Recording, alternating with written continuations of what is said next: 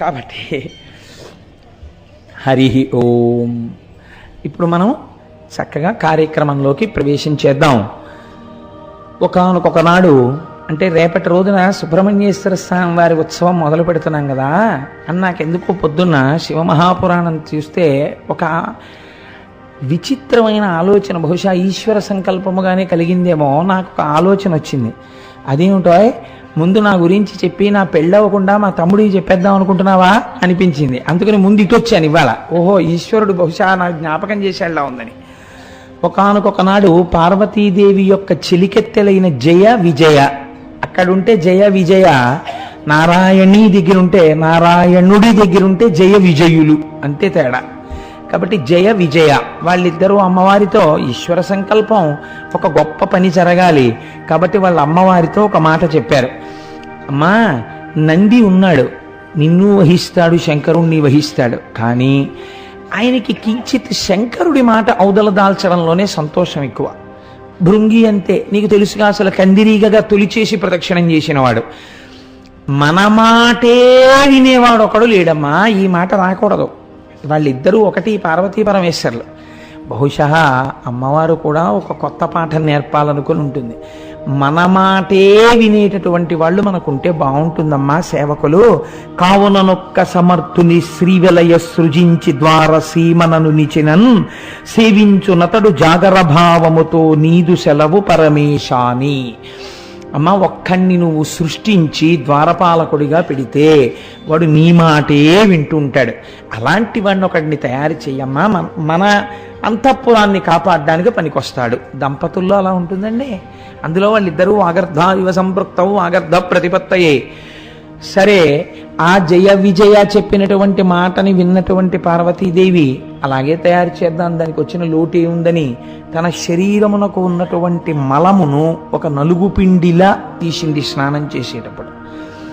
ఇది వినడానికి కొంచెం చిత్రంగానే ఉంటుంది ఈ కథ. నలుగు తీసి అక్కడ పెట్టింది. పెడితే పిల్లవాడు చాలా అందంగా ఉన్నాడు. ఆ పిల్లవాడు ఎలా ఉన్నాడన్న ధ్యాన శ్లోకం కానీ, ఆ పిల్లవాడు ఎలా ఉన్నాడన్న ఫోటో కానీ లోకంలో లేవు. పార్వతీదేవి నలుగు పెట్టిన పిల్లాడు ఎలా ఉన్నాడన్నది ఎవరికీ తెలియదు. ఆ పిల్లాడిని ఒకరిని తయారు చేసింది. వీడు చాలా బాగున్నాడని అమ్మవారు సంకల్పం చేసింది, ప్రాణప్రతిష్ఠ చేసింది. వాడు టంగుని లేచి కూర్చున్నాడు. అమ్మవారు అంది, అబ్బాయి నువ్వేం లేదురా, నువ్వు నా కుమారుడవు, నేనే కదా సృష్టించాను, కాబట్టి నువ్వు వెళ్ళి ద్వారమునందు కూర్చుని ఎవ్వరూ లోపలికి రాకుండా నిలుపు. ఎవ్వరు అన్న దాంట్లోకి శివుణ్ణి కూడా కలిపేశాడు ఆయన. కాబట్టి ఇప్పుడు ఏం చేశాడు ఆయన, అక్కడ ద్వారం దగ్గర కూర్చున్నాడు. ఈ కథ మీ అందరికీ తెలుసున్నదే. ప్రమథగణాల్లో నందీశ్వరుడు వెనక శివుడు విజయం చేస్తుండగా ముందు లోపలికి వెళ్ళబోయాడు. అలా కుదరదన్నాడు ఈ పిల్లాడు. అనేటప్పటికీ ముందు శంకరుడు జోక్యం చేసుకోలేదు. ప్రమథగణాలు లోపలికి వెళ్ళడానికి వీలు లేదంటే ఏమవుతుంది, యుద్ధం ప్రారంభమైంది. ఈ పిల్లాడికి వాళ్ళకి యుద్ధం జరుగుతుంటే ఎవరు సలహా చెప్పారో వాళ్ళే అమ్మవారి దగ్గరికి వచ్చి, అమ్మ పిల్లవాడికి శక్తులు ఇయ్యమ్మా, యుద్ధం చేస్తున్నాడు అన్నారు. అమ్మవారు శక్తులు ఇచ్చింది. ఆ పిల్లవాడు అద్భుతమైన యుద్ధం చేసి ప్రమథగణాలందరినీ ఓడించేశాడు. ఇంకక్కడి నుంచి చతుర్ముఖ బ్రహ్మగారు, శ్రీ మహావిష్ణువు వాళ్ళు కూడా వచ్చేసారు యుద్ధానికి.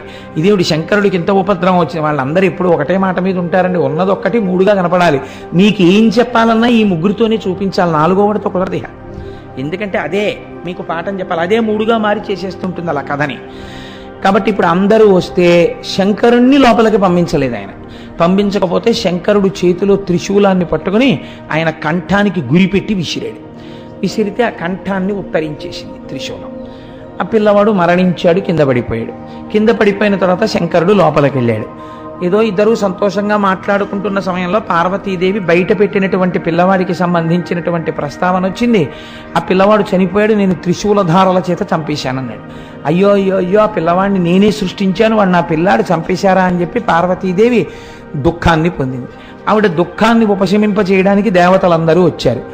ఆవిడ శంకరుణ్ణి నువ్వు మళ్ళీ నా బిడ్డని బ్రతికించు అంది. అంటే ఆయన అన్నాడు, మీరు ఉత్తర దిక్కుగా వెళ్ళండి, ఉత్తర దిక్కుగా వెడితే కనపడినటువంటి మొట్టమొదటి ప్రాణి ఏది ఉంటుందో దాని తలకాయ తీసుకురండి, ఆ తలకాయ ఈ పిల్లాడికి పెడతానన్నాడు. మొట్టమొదట ఏనుగు కనపడింది, దాని తలకాయ ఎట్టుకొచ్చారు. ఆ ఏనుగు తలకాయని ఈ పడిపోయినటువంటి పిల్లవాడి యొక్క కంఠానికి కలిపాడు. అంటే బహుశా హెడ్ ట్రాన్స్ప్లాంటేషన్ అన్నది చేసిన మొట్టమొదటి డాక్టర్ ప్రపంచంలో ఆ పరమశివుడేనేమో. ఎందుకంటే ప్రథమో దైవ్యోభిషకో అని రుద్రాధ్యాయంలో ఉంది కదా, ఆయనే మొదటి వైద్యుడు లోకానికని. కాబట్టి ఆయన తలను అంటించాడు. అంటిస్తే ఆ పిల్లవాడు లేచి కూర్చున్నాడు చక్కగా. కూర్చుని ఇప్పుడు వాడికి శంకరుడు తెలిసాడు. అది విచిత్రం. శంకరుడు తెలిసి ఆయనకి నమస్కారం చేశాడు. తండ్రి మీ పాదములకు నమస్కారములు అన్నాడు. వెంటనే శంకరుడు కూడా వాడిని ఎత్తి తొడ మీద కూర్చోబెట్టుకున్నాడు. తొడ మీద కూర్చోబెట్టుకున్న తర్వాత ఓ చిత్రం జరిగింది. ఈలోగా సుబ్రహ్మణ్యేశ్వర స్వామి వారు కూడా పుట్టేశారు. అంటే రేపు ఇంకా మనకి ఎలాగో రేపు పుడతారు ఆయన. కాబట్టి ఈ ఇద్దరు పిల్లలతో సంసారం చక్కగా నడిచిపోతోంది. ఒక రోజున ఓ యోగ్యమైన సంబంధం వచ్చింది. అది విచిత్రం. మగపిల్లలు ఇంట్లో ఉంటే అడుగుతారు కదండి, మీ అబ్బాయికి చేసుకుందాం అనుకుంటున్నామండి, మా అమ్మాయిని ఇవ్వాలనుకుంటున్నామని. అలా విశ్వరూప ప్రజాపతి అన్న ఆయన తన ఇద్దరు కుమార్తెలు సిద్ధి బుద్ధి వాళ్ళని ఇవ్వాలనుకుంటున్నానన్నాడు. చాలా గొప్ప సంబంధం అని చెప్పి ఇద్దరికీ చేసుకోవాలనిపించింది అన్నారు. అనిపిస్తే ఎవరు భూప్రదక్షిణం చేసి వస్తే వాళ్ళకు ముందు పెళ్లి చేస్తానబ్బాయి అన్నాడు శంకరుడు. మహానుభావుడు సుబ్రహ్మణ్యుడు వెళ్ళాడు, గణపతి వెళ్ళారు. గణపతిది మూషిక వాహనం. అందుకని ఆయన ఏం చేశారట, పిత్రోశ్చ పూజనం కృత్వా ప్రక్రాతించకరోతియా తస్మై వై పృథివీజన్యం తస్య వై పృథివీజన్యం ఫలం భవతి నిశ్చితం. తల్లిదండ్రులిద్దరికీ ఆయన 7 మార్లు ప్రదక్షిణం చేశారట. ప్రదక్షిణం చేసి వాళ్ళని పత్ర పుష్పములతో పూజ చేశారు. చేస్తే ఎక్కడికి వెళ్ళినా సుబ్రహ్మణ్యుడికి ముందు వినాయకుడు వెళ్ళిపోతున్నట్టుగా కనపడింది. ఎవరు తల్లిదండ్రులకు రోజు నమస్కారము చేస్తారో వాళ్ళకి సాక్షాత్తుగా పార్వతీ పరమేశ్వరులకు నమస్కరించినటువంటి ఫలితము వాళ్ళ ఖాతాలో పడిపోతుంది. వాళ్ళకి ప్రదక్షిణం చేస్తే భూప్రదక్షిణం చేసినటువంటి ఫలితం పడిపోతుంది. కాబట్టి అలా చేయకపోతే, చేస్తే పడిపోతుంది, చేయకపోతే ఏమవుతుంది అంటే తీర్థయాత్ర ఫలితం కదండి పడుతోంది. శాస్త్రం ఎక్కడికి సమన్వయం చేసిందో తెలుసా? అపహాయ గృహయో వై పితరౌ తీర్థమావ్రజేత్ తస్య పాపం తథా ప్రోక్తం హననీచ తయోర్యథాః.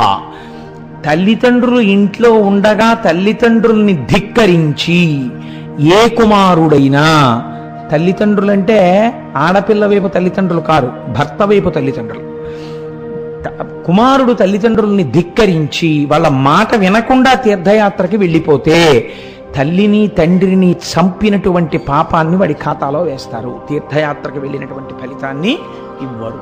కాబట్టి తీర్థయాత్ర చేసేవాళ్ళు తల్లిదండ్రుల అనుమతి పుచ్చుకొని వాళ్ళకి నమస్కరించి బయలుదేరాలి. కొడుకు వాడికి తల్లి తండ్రి ఉన్న అదృష్టవంతుడైతే, లేకపోతే భగవంతుడికి నమస్కారం చేసి బయలుదేరతాడు. కాబట్టి అలా ఆయన పరమేశ్వరుడికి నమస్కారం చేసి పార్వతీదేవికి నమస్కారం చేసి ఆ గణపతి భూప్రదక్షిణానికి బయలుదేరారు. ఆయన భూప్రదక్షిణం చేసి వస్తే ఆయన ఆ పార్వతీ పరమేశ్వరుడికి ప్రదక్షిణం చేస్తే భూప్రదక్షిణం చేసినటువంటి ఫలితాన్ని ఆయన ఖాతాలో వేసి, నువ్వు చెప్పినటువంటి నియమమును పాటించిన వాడవు కనుక నీకు ముందు వివాహం చేస్తున్నాను అని చెప్పి విశ్వరూప ప్రజాపతి యొక్క కుమార్తెలైన సిద్ధి బుద్ధినిచ్చి వివాహం చేశారు. వివాహం అయిపోయింది. సుబ్రహ్మణ్యేశ్వర స్వామి వారు ఏదో క్రౌంచ పర్వతం దగ్గరికి వెళ్ళారు, పార్వతీ పరమేశ్వరులు కూడా వెళ్ళారు. మీకు ఈ విషయం శ్రీశైలం గురించి విన్నప్పుడు విని ఉన్నారు. కాబట్టి చూడండి, ఈ కథ మీకు పైకి వినడానికి మీరు పరమ భక్తులు కనుక, పరమ భాగవతోత్తములై భక్తితో వింటున్నారు కాబట్టి దీన్ని తిరస్కరించరు. ఇది జరిగి ఉంటుందండి, లేకపోతే ఎందుకు చెప్తుంది కథ, ఋషులు ఎందుకు చెప్తారు, కాబట్టి మేము అంగీకరిస్తున్నాం అంటారు. కానీ మీరు ఒక్కటి ఆలోచించండి, ఇది ఒక చిన్న పిల్లవాడికి చెప్తే వాడికి అరమరికలు తెలియవు కాబట్టి వాడు ప్రశ్న వేస్తాడు, నాన్నగారండి పోనీ ఏనుగు తలకాయ పెట్టాడు బానే ఉంది, అక్కడ వరకు మేమేమనం, పార్వతీదేవి సృష్టించినటువంటి పిల్లవాడు పరమశివుడికి ఈవిడ పార్వతీదేవి సృష్టించిన పిల్లవాడు నా కొడుకే అన్న విషయమే తెలియని వాడు సర్వజ్ఞుడైన శంకరుడా? మొదటి ప్రశ్న.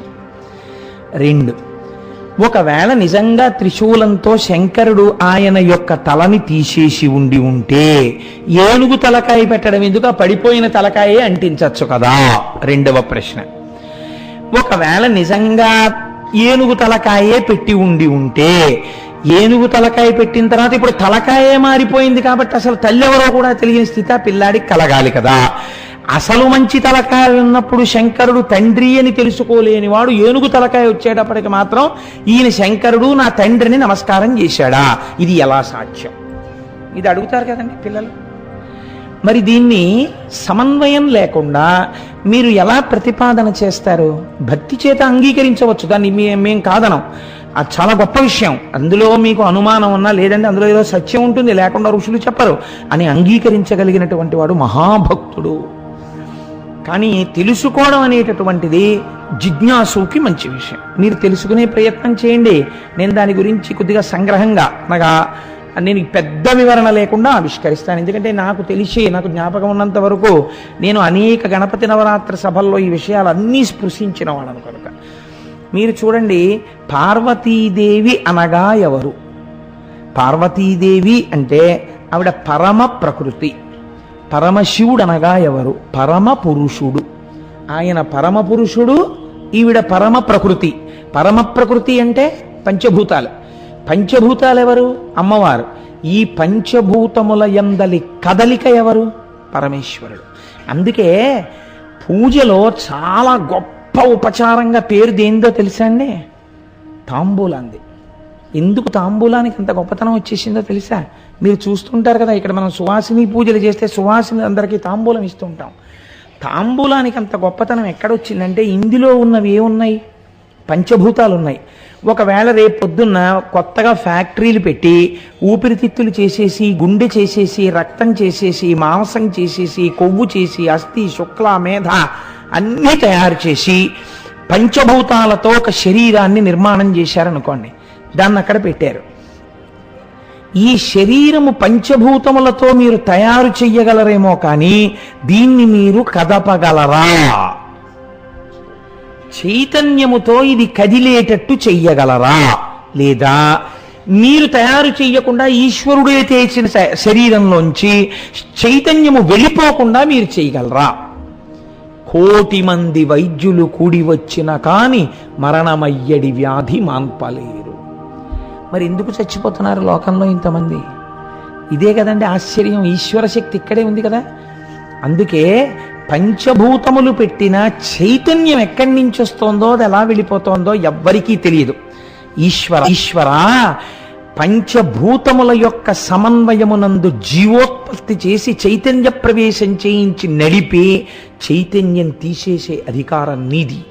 అటువంటి నీవే ఇవాళ నా చేత ఈ పూజ చేయించుకున్నావన్న కృతజ్ఞతాభావము నాకు ఆవిష్కరించడం. తామలపాకు, లవంగాలు, యాలుకలు, జాపత్రి, జాజికాయ, వక్కపొడి అన్నీ వేసి మడత పెట్టి నోట్లో పెట్టుకుని నవిలితే నోరు ఎరుపు రంగెక్కింది. ఆకుపచ్చ, నలుపు, తెలుపు కలిపితే ఎరుపు నోరు ఎలా అయింది? ఈ ఎరుపు భగవత్ కారుణ్యం. అది పంచభూతముల యందు కదలినటువంటి చైతన్యం. ఈ చైతన్యం నీ సొత్తని చెప్పడం. కాబట్టి ఇప్పుడు అమ్మవారు పరమ ప్రకృతి అంటే అమ్మవారు ఏం చేస్తుంది? ఈ భూతములన్నింటినీ తయారు చేస్తుంది. ఈ శరీరములన్నీ అమ్మవారి అనుగ్రహంతో తయారయ్యాయి. లోపల ఉన్నటువంటి చైతన్యం ఎవరు? శివుడు. ఇప్పుడు అమ్మవారు సృష్టి చెయ్యడము అంటే ఏమిటి? కేవలము ప్రకృతికంగా తయారైంది, శివ సంబంధం లేదు. శివ సంబంధం లేదంటే చైతన్యము లేని ప్రాణిని కాదు ఇక్కడ అర్థం. శివ సంబంధమైన ఎరుక లేదు. లోపల ఉన్న చైతన్యము నేనన్నది తెలియదు.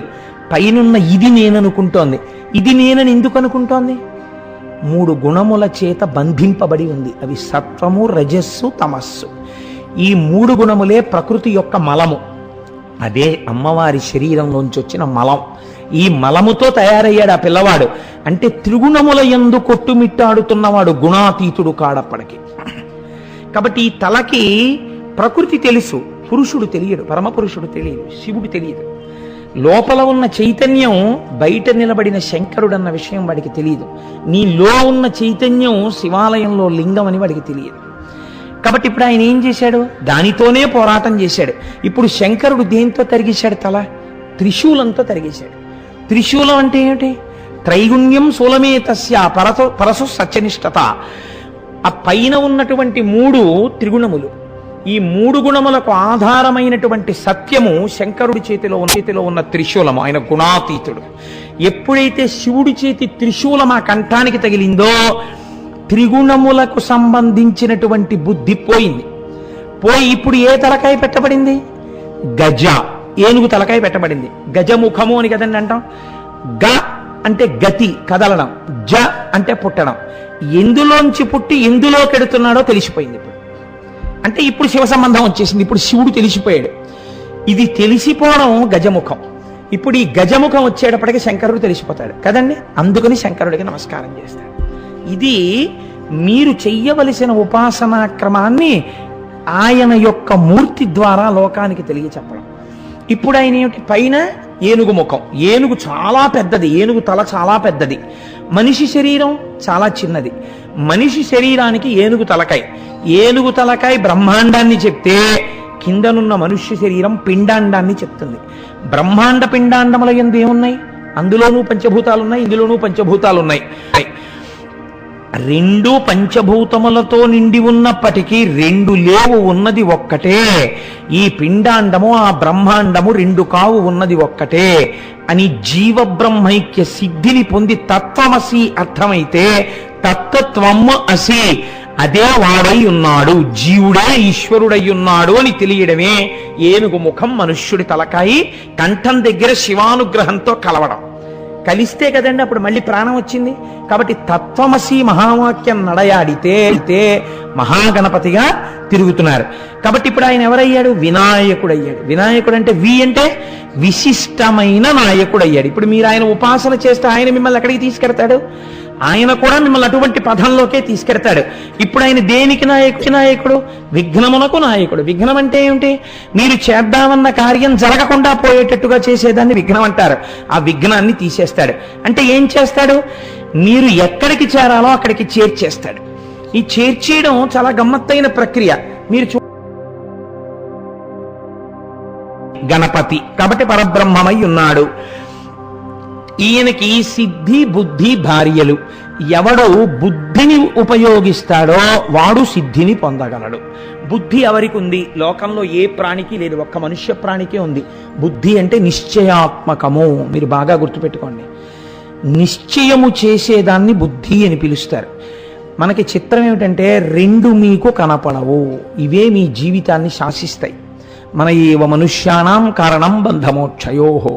మనస్సు ఇది సంకల్ప వికల్ప సంఘాతము. కానీ దీనికి ఉన్నటువంటి దురదృష్టం ఏమిటంటే ఇది ఎంతసేపు చెప్పినా ఇది చెప్పగలదు తప్ప నిర్ణయం చెయ్యలేదు. ఇది చాలా తెలివైనటువంటి గుమాస్తా లాంటిది. నోట్ ఫైల్ రాయగలదంతే, ఆఖరి సంతకం ఆయనే పెట్టాలి పై అధికారి. అది బుద్ధి. ఇది ఏం చేస్తూ ఉంటుంది అంటే చెప్తుంది, పోన్లే వాడెవరో ఏదో చెప్తున్నాడు కదా, పోనీ అక్కడికి ఎడదాం, నాలుగు మాటలు వినొద్దాం, పోని పోయిందేముంది, ఏదో సుబ్రహ్మణ్యుడు వింటే చక్కగా పిల్లలకి మంచిది అంటున్నాడు కదా, పోని వెళ్ళొద్దాం అంటుంది. మళ్ళీ అదే ఏమంటుందంటే ఏదో అలా అంటూనే ఉంటా, అనకపోతే పెడతారండి మీరు, అందుకని వాడు అలా అంటాడు అంతే ఉతిదే. నిజంగా నేను అలా చెప్పాను అనుకోండి, నాకు ఆ ప్రారంభం ఏం లేదు, నాకు ఒకళ్ళున్నా ఇద్దరున్నా అని చెప్తే, అలా నీ సంఖ్యల కోసం ఉపన్యాసాలు చెప్పడం నాకేం అలవాట్లేదు. కాబట్టి నువ్వు అదంతా ఎందుకు, హాయిగా టీవీ చూడు అని అదే చెప్తుంది. ఇప్పుడు టీవీ చూడాలా, ఉపన్యాసానికి వెళ్ళాలా, ఎవరు నిర్ణయించాలి? రెండు మాటలు విని నిశ్చయం చేసేది ఏది ఉందో అది బుద్ధి. అందుకే మన శాస్త్రాలు ఎంత గొప్పవో తెలుసా అండి. ఏమడుగుతామంటే మనం ధియో యోన ప్రచోదయాత్, ధియో యోన ప్రచోదయాత్. గాయత్రి చేయడం అంటే అదే. అమ్మా నా బుద్ధిని ప్రచోదనము చేసదవుగాక, నా బుద్ధిని ప్రచోదనము చేసదవుగాక. నిర్ణయం చేస్తుండు, ఎప్పుడు నీవేపే ఉండేట్టు, నీ గురించి పలికేటట్టు నా బుద్ధిని నిర్ణయం చెయ్యి. ఇందులో హాయి ఉంది, ఇందులో సంతోషం ఉంది, ఇందులో ఆనందం ఉంది అని నిశ్చయం నా బుద్ధి చేసేటట్టు దాన్ని ప్రచోదనం చెయ్యి అని అడుగుతారు. కాబట్టి ఇప్పుడు ఈ బుద్ధి నిర్ణయాత్మకమైన శక్తి. బుద్ధి ఎటు నిర్ణయం చేసి తిప్పితే దాన్ని బట్టే మీ సిద్ధి. బుద్ధి గడ్డి తింది అంటారు మన వాళ్ళు, అందుకే వాడి బుద్ధి గడ్డి తిందండి అంటారు. బుద్ధి గడ్డి తినడం ఏమిటి, అది ఏమన్నా భోజనానికి వచ్చి కూర్చుందే అంటే బుద్ధి అక్కరలేని విషయాల వైపు వెళ్ళమని నిర్ణయం చేసింది. ఏమైపోయాడు, పాడైపోయాడు. బుద్ధి సక్రమమైన నిర్ణయము చేసింది, ఇప్పుడు ఏమవుతాడు, ఆయన బాగుపడిపోతాడు. కాబట్టి ఇప్పుడు మనస్సుని బుద్ధి చూడ్డం రావాలి. బుద్ధి సాక్షిగా ఉంటూ ఆహా నన్ను ఇలా పడగొడదాం అనుకుంటున్నావే అని అది చెప్పిన వ్యతిరేకమైన సలహాని తిరగతోసి త్రోసిరాజని మంచి వైపుకు వెడతాన్ని నిర్ణయం చెయ్యగలిగినది ఏదో అది బుద్ధి. అలా కాకుండా చెడు వైపుకి చేసింది అనుకోండి. మీరు ఒక విషయం ఆలోచించండి, తప్పులు చేసిన వాళ్ళందరూ కూడా సంతోషంగా ఉన్నారని మీరు అనుకుంటున్నారా? ఆవేశంలో నిర్ణయాలు చేసుకోవడానికి బుద్ధిని అలవాటు చేసేస్తే అది జీవితంలో ఎక్కడో అక్కడ ఒక ఆవేశపూరితమైన నిర్ణయం తీసుకుంటుంది. ఆవేశమునందు నిర్ణయం చేయడం అన్నది అసలు అలవాటు లేకుండా మీరు చూడాలి. అందుకే interviews are meant for that. Written టెస్ట్లో ర్యాంక్ నెంబర్ 1 వస్తే ఇంటర్వ్యూ ఎందుకండి? Interview is meant for evaluating the inner view. ఆవేశంగా ఉంటాడా, లేకపోతే కొంచెం ఆలోచన చేస్తాడా? నాకు ఎన్నో మార్లు అనిపిస్తుంది, నా జీవితంలో నేను ఇది అలవాటు చేసుకోగలనా అని ఒక విషయం. పరమాచార్య స్వామి వారికి ఒక అలవాటు ఉండేది. పరమాచార్య స్వామి ఎదురు వాళ్ళు మాట్లాడుతుంటే మధ్యలో మాట్లాడరు అసలు. He gives a patient hearing. ఆయన వింటారు, ఎంతసేపు అయినా వింటారు. విన్న తర్వాత వెంటనే జవాబు ఆయన చెప్పరు. జీవితాంతం పరమాచార్య స్వామి అమలు చేసినటువంటి విధానం. ఎన్ని తక్కువ మాటలలో ఎంత ఉద్రేకం లేకుండా నేను దీనికి స్పష్టంగా రాజీ లేకుండా నా మనోగతమైన అభిప్రాయాన్ని ఆవిష్కరించగలను. ముందు నవ్వుతారు, ఆ తర్వాత చాలా సూక్ష్మంగా మాట్లాడతారు. తక్కువ మాటలు మాత్రమే వాడతారు, వాడి జవాబు చెప్తారు, అంతే. మీకు అది ఒక ఉపనిషత్. చాలా కష్టం అండి, జీవితంలో అది రాదు. మనం లొల్లి మాటలు ఎన్నో చెప్పలేం లేచిన దగ్గర నుంచి, అలా మాట్లాడుతూనే ఉంటాం. ఇది ఒక ప్రమాదకరమైన పోకడ. అసలు మౌనంగా ఉండడం కానీ, ఒక గ్రంథపఠనం చేయడం కానీ, ఒక సద్వస్తువు గురించి వివేచన చేయడం కానీ, ధ్యానం చేయడం కానీ మనకు అలవాటు ఉండదు. మనం అలా మాట్లాడుతూనే ఉంటాం, ఏదో ఒకటి పక్కవాడితో అలా ఏదో మాట్లాడుతూ ఉండాలి. అలా మాట్లాడుతూ పోతే ఏమవుతుందో తెలుసా అండి? అసలు బుద్ధికి నిర్ణయం చేసేటటువంటి స్థితి పోతుంది. పోయి మనస్సు ఏది చెప్తే దాన్ని వింటుంది. మనస్సు ఆవేశకావేశములకు లోనయ్యేది మనస్సే. అది మంచి కోపంలో ఒక నిర్ణయానికి వచ్చింది అనుకోండి, వస్తే అది ఎలా చెప్తే అలా చేస్తుంది, అంతే. అలా చేసేసి జీవితాంతం బాధపడిన వాళ్ళు ఎందరో ఉంటారు. తప్పులు చేసిన వాళ్ళందరూ సంతోషంగా ఉన్నారని మీరు అనుకోకండి. ఆనాడు చేశానండి ఆవేశంలో, కొంతమంది తొందరపడి రాజీనామా చేస్తారు, జీవితాంతం విచారిస్తారు. కొంతమంది తొందరపడి ఎవరినో మాట అంటారు, జీవితాంతం విచారిస్తారు. మీకు ఒక దెబ్బ కొట్టినా క్షమింపబడుతుందేమో, ఒక్క మాట మీరు తొందరపడి అనేశారనుకోండి, అంతే. ఇంకా జీవితంలో ఇక మళ్ళీ వారిని మీరు కలవలేరు. మాట అత్యంత ప్రమాదకరం, చాలా జాగ్రత్తగా ఉండాలి. ఇది దేనివల్ల వస్తుంది? బుద్ధిని నిర్ణయం చేసుకోవడానికి తగిన అవకాశం ఇవ్వడం మీరు చూస్తూ ఉండాలి. అన్నిటికన్నా గొప్పది అది, దానికి అవకాశం ఇవ్వాలి. మీరు చూడండి, మీరు ఏదైనా ఒక కాగితం ఆఫీస్లో మీకు పని ఉందనుకోండి, మీరు గుమాస్తాని వెళ్ళి తొందర పెట్టగలరు. ఏమంటే మాకేదో పని ఉందండి, మీరు తొందరగా కొంచెం ఆ ఫైల్ పెట్టేయండి అని. ఫైల్ పెట్టేసిన తర్వాత గుమాస్తా ఆ ఫైల్ పట్టుకుని లోపలికి వెళ్ళడానికి అనుమతి ఇవ్వరు. అందుకే అధికారి దగ్గరికి ఎంతో అవసరం అయితే తప్ప ఫైల్ పట్టుకుని లోపలికి వచ్చి మాట్లాడడానికి ఉండదు. వచ్చిన కాగితం ఏమిటి, నీ మనోభిప్రాయం ఏమిటి, you should make a note of it, that's all. మీరు నోట్ రాసి ఆ ఫైల్ ఇచ్చేయాలంతే అధికారికి.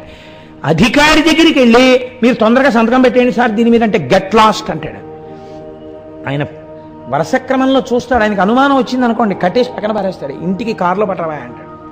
ఆయన చాలా మెల్లగా చూస్తాడు. చూసి ఒకసారి ఆయన సంతకం పెట్టారనుకోండి, పెడితే ఇంకా తర్వాత దేనికైనా ఆయనే రెస్పాన్సిబుల్. కాబట్టి ఆయన ఏం చేస్తారు, అంత తొందరగా పెట్టరు. మీరు ఆయన ఛాంబర్లోకి వెళ్ళి మీరు పెట్టేయండి అనలేరు మీరు.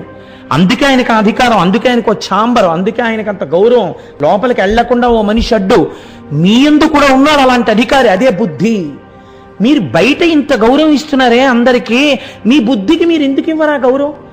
నిర్ణయించుకోవడానికి ఒక విషయాన్ని బాగా ఆలోచనకు అవకాశం ఇచ్చి అప్పుడు మీరు ఆ బుద్ధి చేత నిర్ణయం చేయడానికి అవకాశం ఇవ్వాలి. ఇంకా రెండో ప్రక్రియ ఏమిటో తెలుసా అండి? ఎవరో ఒక పెద్దని మీరు నమ్మాలి జీవితంలో. అది పెద్ద తలకాయ, అది నన్ను రక్షించి తీరే తలకాయ, అది నన్ను పాడు చేయదని నమ్మాలి. మీరు నిర్ణయించిన తర్వాత కీలకమైన విషయాలైతే మీరు మళ్ళీ వాళ్ళకి నివేదించాలి. అయ్యా ఇలాంటి సమస్య వచ్చిందండి, ఇలా చేద్దాం అనుకుంటున్నాను, మీరు వెంటనే చెప్పకండి, మీరు బాగా ఆలోచించండి అని చెప్పాలి. మీరు ఆలోచించి చెప్పండి నాకని చెప్పాలి. వారు కూడా దానికి పదును పెట్టి మీరు ఇలా చేయండి అన్న తర్వాత సాధక బాధకములను ఆలోచించుకుని చక్కగా మీరు ఒక నిర్ణయం చేసుకుని జీవితంలో అమలు చేసుకోవడానికి అలవాటు పడి ఉన్నారనుకోండి, చాలా హాయిగా ఉంటుంది జీవితం. అందుకే మీరు చూడండి, బుద్ధితో చేసిన నిర్ణయం ఇంకా అలాగే కీర్తిని తీసుకొచ్చిస్తుంది. మీకు నేను ఒక ఉదాహరణ చూపిస్తాను. గణపతి ఆరాధనము చేత మంచి బుద్ధి వచ్చి సిద్ధిని పొందడమే ఆయనకి సిద్ధి బుద్ధి భార్యలై ఉండడం, ఆ అనుగ్రహం మీ యందు ప్రసరింపబడ్డాం. మీరు చూడండి, ప్రపంచంలో చామరీ మృగానికి అన్నిటికన్నా ఇష్టం ఏమిటంటే దాని తోక. దాని తోక అంటే దానికి ఎంత ఇష్టం. అలాగే నెమలికి అన్నిటికన్నా ఇష్టం దాని పింఛం. అన్నిటికన్నా ఏనుగుకి ఇష్టమైంది తన యొక్క దంతం. ఎంతో తెల్లగా ఉంచుకుంటుంది దంతం. మీరు ఆలోచించండి, ఏనుగు దంతం దేనికి పనికొస్తుంది? వీరప్పని చంపడానికి పనికొస్తుందేమో, నవలడానికి పనికొస్తుందా? ఏమీ పనికిరాదు. ఇలా బయటికి వచ్చి ఉంటుంది తొండం పక్క నుంచి. ఆ దంతాన్ని మీకు చిత్రం ఏమిటంటే, స్నానం చేసి వచ్చి ఒంటి మీద దుమ్ము పోసుకుంటుంది, దంతాలు మాత్రం మెరిసిపోతుంటాయి ఏనుగువి. అలా బెరడుకి రుద్దుకుని అంత మిల్ల మిల్ల మిల్ల మిల్ల మెరిసిపోయేటట్టు ఉంచుకుంటుంది. దానికి ఆ దంతం అంటే ఎంతో ఇష్టం ఏనుగుకి. అటువంటి ఏనుగు ముఖం ఉన్న గణపతి వ్యాసుడు భారతం చెప్తుంటే దేంతో రచన చేశాడండి? ఆయన అడిగితే ఒక గంట ఉండదా? తన దంతాన్ని విరిచేసి దాంతో రచన చేశాడు. ఎందుకని?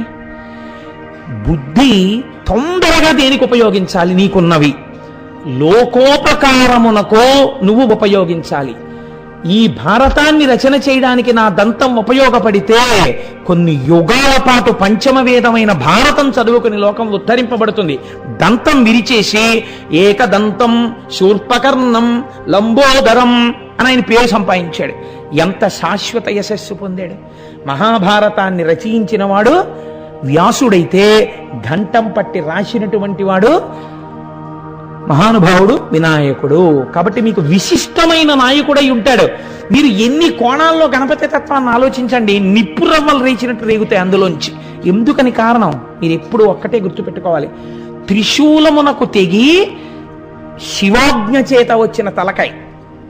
అందుకే అది చేసే పనులన్నీ లోకమునకు మంగళము చేసేవి, విఘ్నములు తీసి సిద్ధినిచ్చేవి అయ్యుంటాయి. మీరు చూడండి, గణపతి యందు ఒక చిత్రం ఉంటుంది. ఇన్ని మీకు ఇచ్చేవాడి మీద శ్లోకాలు చాలా జటిలంగా, ఉపాసన చాలా జటిలంగా ఉందనుకోండి, మీరు ఏం పొందుతారండి ప్రయోజనం? శివుడెంత సులభుడో వినాయకుడంత సులభుడు. మీరు ఆకులు తెచ్చి పూజ చేస్తే చాలు. అందున గరికె 21 గరికె పత్రి తీసుకొచ్చి ఆయన పాదాల మీద వేస్తే చాలు, అన్నీ ఇచ్చేస్తాడు. సింధూరం ఇలా రాస్తే చాలు, పొంగిపోతాడు ఆయన. ప్రాతస్మరామి గణనాథ మనాథ బంధుం సింధూరపూర పరిశోభిత గండయుగ్మం అని కదా. ఆ సింధూరం గండయుగ్మానికి రాస్తే ఆయన పొంగిపోతాడంతే. మనకున్నటువంటి పెద్ద లోపం ఏమిటంటే, మన వేపు అసలు గణపతికి సింధూరమే రాయరు. అయ్యప్ప స్వామి గుళ్ళో పైన ఉన్న గణపతికి చూడండి, ఒళ్ళంతా సింధూరమే. తమిళనాట మీరు వెళ్ళండి, ఎంతంత పెద్ద గణపతులకు సింధూరం రాసుంటారు. అందుకే ఆ రాజ్యం అంతా పైకి వస్తుంది. కనుక ఈయనకున్న గొప్పతనమేమి? మీరు చూసిన కొద్దీ మనస్సు ఉప్పొంగిపోయేటట్టుగా చేయగలిగినటువంటి వాళ్ళు ఎవరో తెలుసా అండి? లోకంలో 3 ఉన్నారు. ఈ 3 4వ వస్తువు లేదు. ఈ 3 మిమ్మల్ని ఉత్తేజం పొందేటట్టు, పరమ ఆనందం పొందేటట్టు చేస్తాయి. ఇవి చంటి పిల్లలైనా సరే మీరు తీసుకెళ్ళండి, చూపించండి, వాళ్ళు తెలియకుండానే ఏడు పాపేసి వాటిని చూసి అబ్బా అంటారు. మొట్టమొదటిది చంద్రుడు. అందుకే అందరికీ మేనమామి. మీరు చూడండి, వృద్ధులు, స్త్రీలు, పిల్లలు, జంతువులు అన్ని రాత్రి అయ్యేటప్పటికి ఆ చంద్రుడి యొక్క కాంతిలో కాసేపు కూర్చోవాలంటే బా ఎంత హాయిగా ఉందోనే ఈ పున్నమి చంద్రుడి కింద కూర్చుంటే అంటాడు. ఇంకా కొంచెం భార్యను సంతోష పెట్టాలంటే నీ ముఖమే ఆకాశంలో ఉందనుకున్నానే అంటాడు. మా పానమూర్తి గారు లాంటి వాళ్ళైతే ఆశువుగా కవిత్వం చెప్పేస్తారు. కాబట్టి ఇప్పుడు చంద్రుడు మీకు ఆనందము నీయగలడు. మీరు చూడండి, చంటి పిల్లలు అన్నం తినకపోతే పూర్వకాలంలో తల్లులు బయటికి తీసుకొచ్చి చందమామ రావే జాబిల్లి రావే అని చక్కగా పాట పాడుతూ చందమామ మీద కథలు చెప్తూ వాళ్ళకి అన్నం పెట్టేవారు. ఇప్పుడు చందమామ కనపడ్డు, అన్ని అపార్ట్మెంట్లు ఫ్లాట్లే కదా, అసలు చందమామ కనపడ్డు, చందమామ రావే జాబిల్లి రావే పాట వచ్చిన తల్లి లేదు, గొడవే లేదు. అందుకని వాడికి ఆనందము లేదు, ఈవిడికి ఈ ఆనందం లేదు. వాడు ఇలా ఇలా వెర్రెక్కిపోతున్న ఆడవాళ్ళందరినీ పరమసాధులుగా దేశం కీర్తించిన వాళ్ళు ఇలా మండిపోతున్నటువంటి రౌద్రమూర్తుల్ని టీవీ స్క్రీన్ మీద చూపిస్తూ వాడికి అన్నం పెడితే వాడు అలాగే తయారవుతున్నాడు. కాబట్టి మనకి ఇప్పుడు అన్ని టీవీ. చంద్రుడు ఆహ్లాదకారకుడు, పరమ సంతోషాన్ని ఇస్తాడు. రెండవది, ఏమీ తెలియకపోయినా సరే ఆనందాన్ని ఇచ్చేదేదో తెలుసా అండి? సముద్రము. సముద్రం మనకి పక్కనే ఉంది కాబట్టి మనకి తెలియదండి. నేను ఏలూరులో చదువుకున్నాను 10th క్లాస్ వరకు. ఇంటర్మీడియట్ చదువుకోవడానికి ఫస్ట్ టైం విశాఖపట్నం వెళ్ళాను. వెళితే నేను వెళ్ళగానే నేను కోరిన కోరిక ఏంటంటే, ఒరే నాకు సముద్రం చూపించండి రా అని అడిగాను. అడిగితే మా బాబాయ్ గారు అబ్బాయి వాడు ఉండేవాడు, వాడు నిన్ను ఒరే నీకు సముద్రం చూపిస్తాను రారా అని తీసుకెళ్తున్నాడు. తీసుకెళ్తుంటే ఆ సముద్రానికి ఇంకా అక్కడెక్కడో ఉంది సముద్రం. ఇక్కడికి వచ్చేటప్పటికే హోరు, ఒక రకమైన పెద్ద హోరు. రే ఏమిట్రా హోరు? సముద్రపు హోరు అన్ని నీకు విచిత్రమే, మేము రోజు చూస్తుంటాం, రా దగ్గరికి చూద్దుగానే అన్నాడు. నేను మొట్టమొదటిసారి నా జీవితంలో సముద్రాన్ని చూసిన అనుభూతి ఇప్పటికి మర్చిపోను. మొట్టమొదట సముద్రం కనపడగానే కన్ను ఎంత దూరం వరకు ఉంటుందో అంత దూరం నీళ్లు, దాని మీద ఓడలు, ఇటు పక్కన కొండ, దానికి పైలెట్గా వెడుతున్నటువంటి పడవలు, ఇవన్నీ చూసేటప్పటికీ కాళ్ళు ఆగిపోయి ఒక్కసారి ఆ సముద్రాన్ని చూసేటప్పటికీ ఒక రకమైన పొంగు వచ్చేసింది. మీరు చూడండి, అందుకే కాసేపు బీచ్కి పోదాం ఏంటని కొన్ని వేల మంది బీచ్కి పోతుంటారు సముద్రం ఉన్నవాళ్ళు. ఆ బీచ్లో కూర్చున్న సముద్రాన్ని చూస్తుంటే చాలు, ఆ కెరటాలు లేచి వస్తూ పడుతూ పిల్లలు ఆడుకుంటూ పరిగెడుతూ ఎంత ఆనందంగా ఉంటుందో. సముద్రం మీకు ఆనందాన్ని ఇస్తుంది. మూడోది ఏదో తెలుసా అండి సృష్టిలో? ఏనుగు. మీరు వెంకటాచలం వెళ్ళండి, ఏనుగు ఇలా తొండం ఊపుతూ అక్కడ నించుందనుకోండి, ఆ ఏనుగని వెళ్ళిపోరు పిల్లలు. నాన్నగారండి నాన్నగారండి ఏనుగండి నాన్నగారండి. ఇప్పుడైతే ఏనుగు అంటలేదనుకోండి, ఎలిఫెంట్ నాన్నగారండి ఎలిఫెంట్, టస్కర్, దంతాలు ఉన్నాయంటారు. అంటే ఓసారి అక్కడ ఆగి దానికి ₹1 ఇస్తే మావటి వాడికి ఇచ్చేసి అది ఇలా గుండు మీద చక్కగా ఆశీర్వచనం చేస్తుంది. ఆ ఏనుగు తొండం, ఆ తొండంతో అది చెరుకు తీసుకుని విరిచి నోట్లో పెట్టుకోవడం, ఆ మింగడం, అదేంటి ఆ పెద్ద పెద్ద వెలగపళ్ళు కూడా మనందరం ఇలా తింటాం. ఏనుగు ఒక్కటి ఇలా తింటుంది, నోరు కిందకు ఉంటుంది.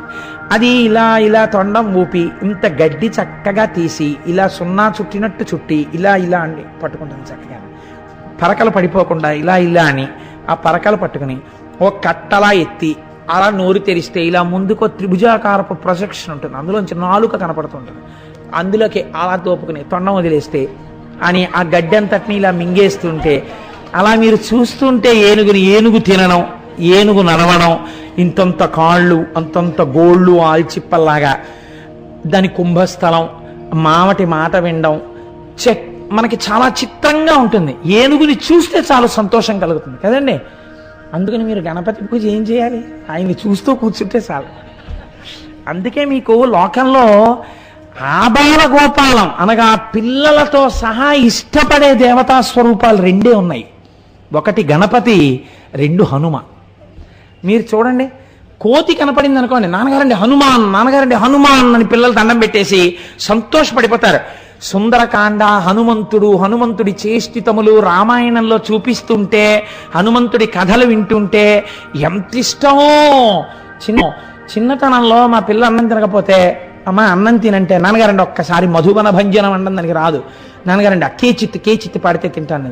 గాయంతి కేచిత్, ప్రణమంతి కేచిత్, నృత్యంతి కేచిత్, ప్రహసంతి కేచిత్, పతంతి కేచిత్, ప్రలపంతి కేచిత్ అని మధుబన భంజనం మీరు శ్లోకాలు చెప్తుంటే అది పెద్ద పెద్ద నవ్వులు నవ్వి ముద్దలు మింగేసేది. కాబట్టి పిల్లలకి కూడా హనుమ అన్న గణపతి అన్న ఎంత ఇష్టమో చెప్పలేము. కాబట్టి ఇప్పుడు ఈశ్వరుడు ఎంత ఉదారుడో చూడండి. ఆయన ఎంత ఉదారుడో మనకి విఘ్నాలు తీయడానికి తన కుమారుడికి కూడా అటువంటి తలకాయ పెట్టాడు. మంగళప్రదమైంది. మీరు ఎప్పుడు చూసినా ఏనుగు తలకాయ కనపడితే అది మంగళప్రదం.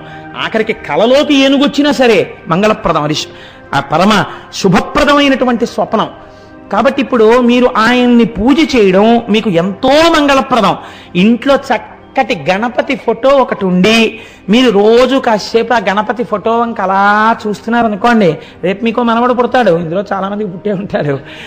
ఆ మనవడు తొడ మీద కూర్చుని తాతగారండి ఆయన ఎవరండి, తాతగారండి ఆ తొండం ఏంటి తాతగారండి అని అందులో పిల్లలు దగ్గరికి వెళ్ళి ఇలా వేలు పెట్టి చూపిస్తారు చిన్ని వేళ్లతోటి. ఇదేంటి తాతగారండి, తిరుపతిలో చూసిన తొండం ఈయనకుంది, ఈయనేంటి తాతగారండి అంటే మీరు ఆ తొండం గురించి అగజానన పద్మార్కం గజానన మహర్నిశం అనేకదంతం భక్తానాం ఏకదంతముపాస్మహే. ఆ ఒక్కదంతం ఉన్నవాడున్నాడే వాడు అగజానన పద్మార్కం, పర్వతరాజపుత్రి అయిన పార్వతీదేవి యొక్క ముఖమనబడేటటువంటి పద్మము అరవిరిసేటట్టుగా చేయగలిగిన సూర్యుడురా. పొంగిపోతుంది అమ్మవారు ఆయన్ని పొగిడితే. అమ్మ శక్తినిస్తుందిరా, నీకు చదివిస్తుందిరా. అనేకదంతం, అనేకదంతం కాదు దాని అర్థం, అనేకదంతం మీకు అనేక కోర్కెలను ఏకకాలమునందు ఇయ్యగలిగినటువంటి వాడు. భక్తానాం భక్తులకు, ఏకదంతం ఒక్కదంతం ఉన్నవాడిని ఉపాస్మహే ఉపాసన చేయుచున్నాను. ఎప్పుడు? సర్వకాలములయందు అని మీరు ఆయన్ని చూసి పడుకున్నారనుకోండి, ఏనుగు కల్లోకి వస్తే అదృష్టవంతులు మీరు. కనుక అటువంటి స్వరూపం ఉన్నటువంటి వాడు. మీరు చూడండి, అన్నిటికన్నా చిత్రం ఏమిటంటే గణపతి స్వరూపంలో ఎలుక వాహనం. ఈయన శరీరం అంతా ఎలుకేమో వాహనం. నేను లూనా ఎక్కితేనే ఎలా ఉంటుందో అలా ఉంటుంది గణపతి ఎలుక మీదకి ఎక్కితే. అయితే ఎలుక వాహనం ఏమిటండి, మన వాళ్ళకి తెలీదా ఏమిటి? ఋషులు పెట్టేటప్పుడు అయ్యో ఈయనకి ఏమైనా కాస్త పెద్ద వాహనం ఇద్దామని చెప్పి లోకంలో కాస్త పెద్ద శరీరం ఉన్న ఏ ఖడ్గమృగం లాంటి దానిలో తీసుకొచ్చి పెట్టచ్చు కదా. పెట్టకుండా ఎలకని పెట్టారేమిటి అంటే మనం ఏమనుకుంటామంటే ఋషులకి తలకాయ లేదండి పాపం అనుకుంటాం. ఆ వెనకటికి ఒక ఆయన ఒక విషయం చెప్తుండేవారు. మ్యాథమెటిక్స్ బాగా నేర్చుకున్న ఆయన, ఒక ఆయన లెక్కలు బాగా నేర్చుకున్న ఆయన మంచి వేసంకాలంలో వెళ్ళిపోతూ ఓ మర్రి చెట్టు కింద పడుకున్నట్ట. పడుకుని చల్లటి గాలికి కునుకడుతోంది. అలా పైకి చూశాడు, ఇంతంత మర్రికాయలు ఉన్నాయి. ఆయన అనుకున్నట్ట, పాపం the God is poor in law of proportions. పరమేశ్వరుడికి ఈ ఎంత చెట్టుకి ఎంత కాయ ఉండాలి అన్న విషయంలో కొంచెం జ్ఞానము లేనివాడు, తెలివి తక్కువవాడు. అందుకే ఇంత గుమ్మడి పాదికి ఇంత గుమ్మడికాయ పెట్టాడు, ఇంత పెద్ద మర్రి చెట్టుకి ఇంత కాయ పెట్టాడు. ఆ గుమ్మడికాయ ఇక్కడ ఉండాలి, ఈ మర్రికాయ అక్కడ ఉండాలి. ఆయన తప్పు చేశాడు, ఈశ్వరుడికి లెక్కలు రావు అనుకుని ఇలా కన్ను మూసాట. ఓ మర్రికాయ వచ్చి నిధుడి మీద పడింది. ఆయన లేచి అన్నాడు, ఈశ్వరుడికి లెక్కలు రావడమే కాదు పరమదయాడు, గుమ్మడికాయ ఉంటే నేను చచ్చిపోయి ఉండేవాడిని అన్నాడు. అదండి, అది నీడనిస్తుంది, నలుగురు చేరుతారు. అందుకని దానికి గుమ్మడికాయలు ఈశ్వరుడు పెట్టలేదు. ఈశ్వరుడికి లా ఆఫ్ ప్రపోర్షన్స్ రాక కాదు, ఆయన ఎప్పుడు ఏది చేసినా అందరి సంక్షేమాన్ని ఆలోచిస్తుంటాడు తండ్రి కాబట్టి. కనుక అటువంటి వాడు అని వెంటనే సంతోషించేట. అలా భగవంతుడు కూడా మనకు అంత తేలికైనటువంటి స్వరూపాన్ని ఉపాసన చెయ్యడం కోసం ఇచ్చి మరి ఎలుకని వాహనంగా ఇవ్వడం ఏమిటి అంటే, ఎలుక దొంగతనానికి ప్రతీక, మనతో పాటే ఉంటుంది. మన వస్తువులన్నీ ఎత్తుకుపోతుంటుంది. ఎత్తుకుపోతే గొడవ వదిలిపోతుందండి అక్కడతో. దానికి ఉన్న చాలా సంతోషకరమైన అలవాటు ఏమిటో తెలుసా అండి. నేను ఏలూరులో ఒకసారి మా అన్నయ్య ఇంటికి వెళ్ళాను. దిక్కుమాలిన అనుభవాలన్నీ నాకే ఉంటాయో ఏమిటో లోకంలో.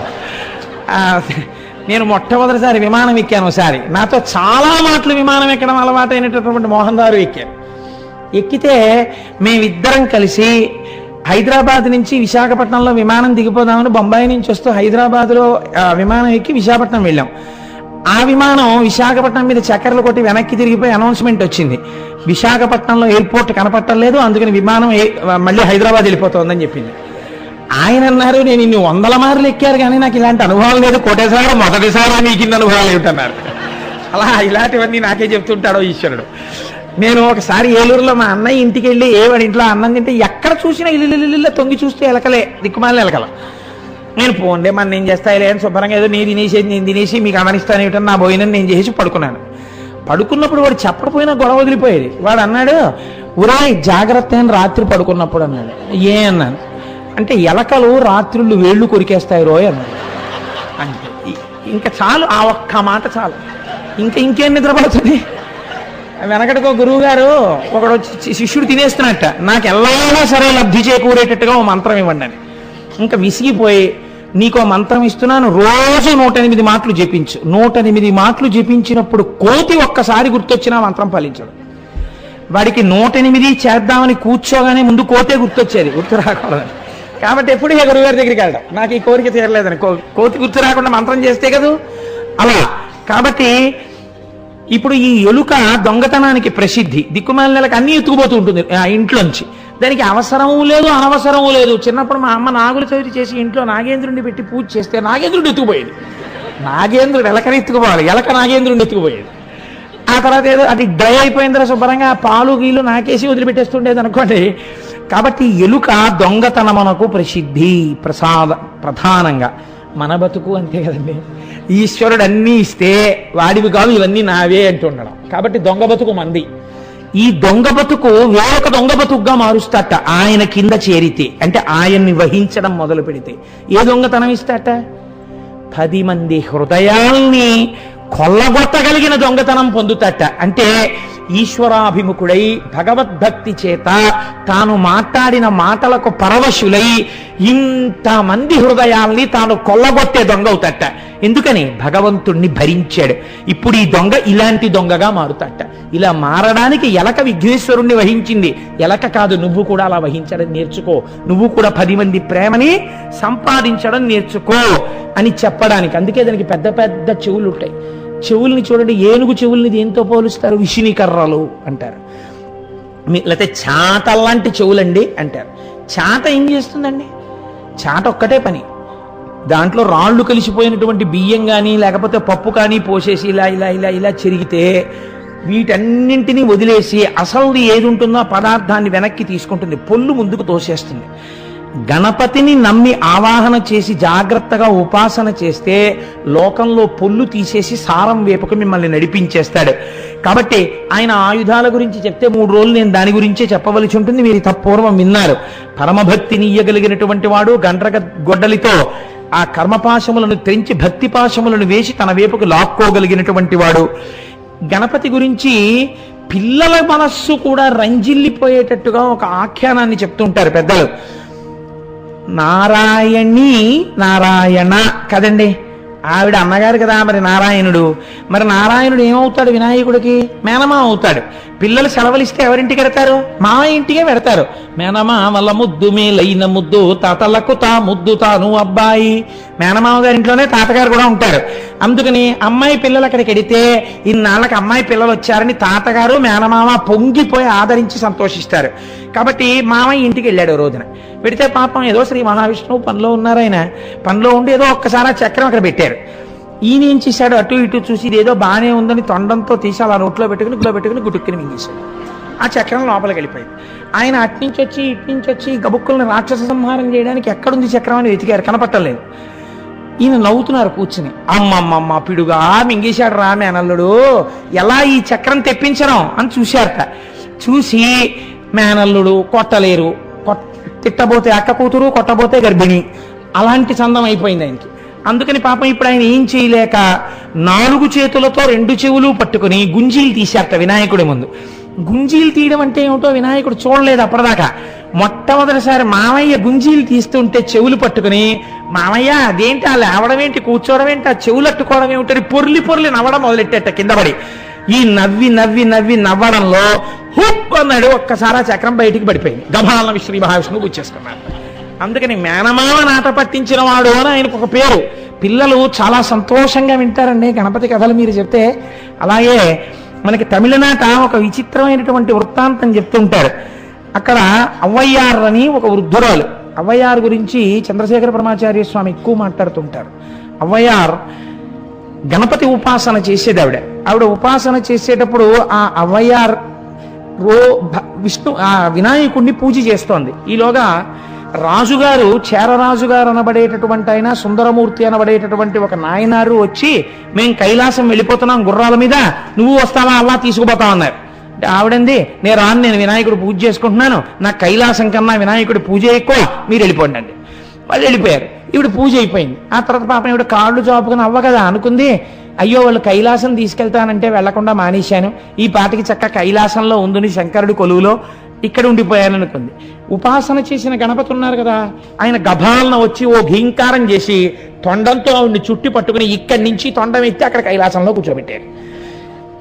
ఇక్కడి నుంచి ఇంకా చేరరాజు గారును ఆ తర్వాత ఆ సుందరమూర్తి ఇంకా కైలాసం చేరలేదు, అవ్వ అక్కడికి చేరిపోయింది. పాప ఆవిడికి మోకాళ్ళ నొప్పులు. ఆవిడ నేను రోజు పూజ చేసే శంకరుడే కదా, కొత్తతనం ఏముందని ఆయన వైపు కాళ్ళు దాపు కూర్చుంది.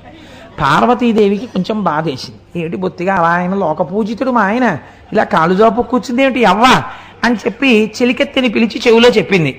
అలా పెట్టకూడదు, కాళ్ళు కాస్త కాళ్ళు పక్కకి పెట్టుకోమని చెప్పండి అని. చక్కగా ఈవిడ హాయిగా కాళ్ళు చాపుకుని, ఎంత గొప్ప ఆఫీసర్ అయితే మాత్రం మా అమ్మకి మనవడే కదండి అని, ఆ ఏమిటి శంకర విశేషాలు అని ఏదో మాట్లాడుతుంది ఆవిడ. శంకరుడు అలాగే మాట్లాడుతున్నాడు.